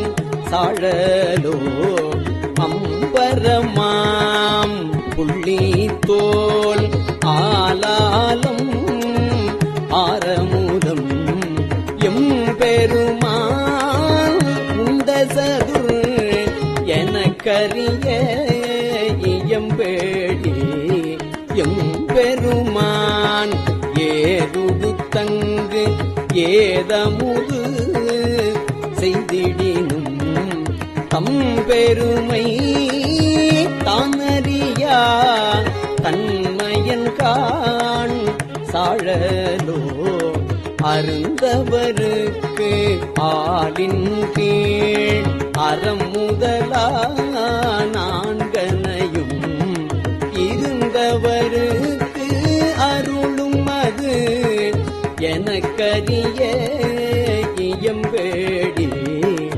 அருந்தவருக்கு அறமுதல் நான்கு அன்றருளி செய்தில நேல் திருந்தவருக்கு உலக உலகியற்கை தெரியாகான் சாழலோ.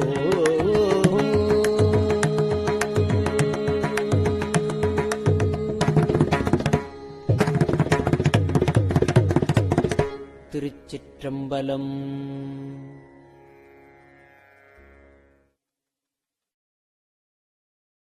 பெரியவா சரணம். இந்நிகழ்ச்சியின் அடுத்த பகுதி நாளை மாலை இதே நேரத்தில் ஒளிபரப்பாகும். பெரியவா சரணம். பெரியவா சரணம். பெரியவா வானொலியின் இன்றைய நிகழ்ச்சிகளின் நிறைவாக திருப்பொன்னூசல் வழங்குபவர் சத்குருநாத தேசிகர் அவர்கள். பெரியவா சரணம். திருச்சிற்றம்பலம். திரு பொன்னூசல். ஆணோ அலியோ அறிவையோ என்று இருவர் காணா கடவுள் கருணையினால் தேவர்குழாம் நாணாமே உய்ய ஆட்கொண்டு அருளி நஞ்சுதனை ஊனாக உண்டருளும் உத்தரகோசமங்கை கோணாறு பிறைச்சன்னி கூத்தன் குணம் பரவி பூணாறு பணமுலையீர் பொன்னூசலாடாமோ.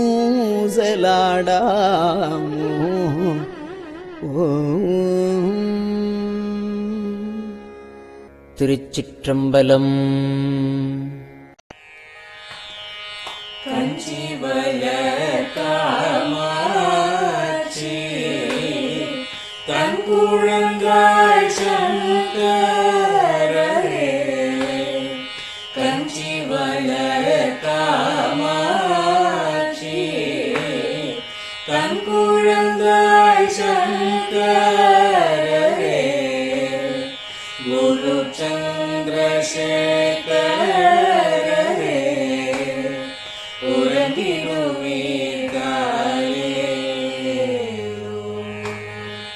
உறங்கிடுவீர்களேலோ.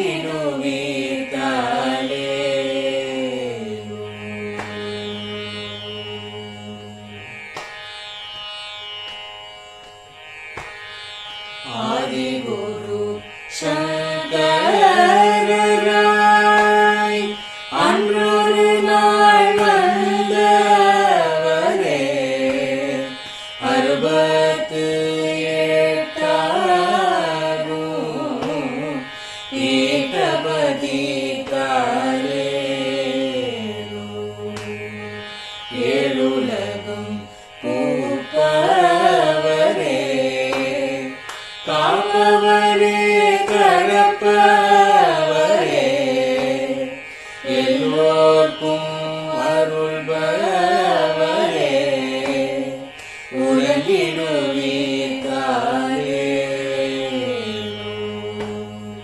அயனுடனே மாலவனோ தேடிய பொற்பதத்தவரே. அருமறைகள் சாற்றும் முயல் மலர்பதமே காலேலோ.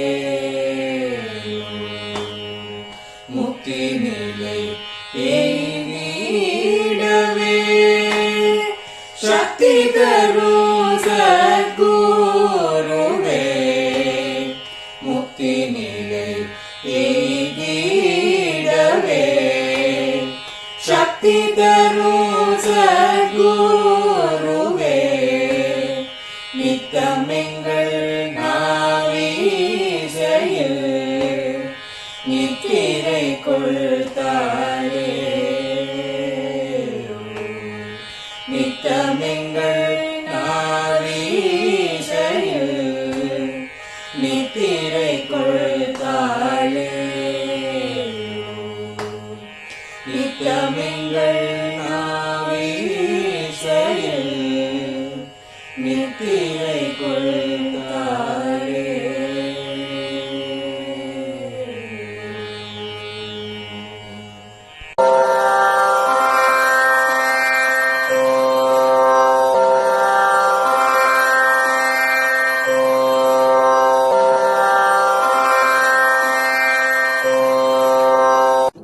பெரியவா சரணம். பெரியவா வானொலியின் மாலை நிகழ்ச்சிகள் இத்துடன் நிறைவடைகின்றன. எமது அடுத்த ஒளிபரப்பு நாளை காலை இந்திய நேரப்படி 6 மணிக்கு துவங்கும். பெரியவா சரணம்.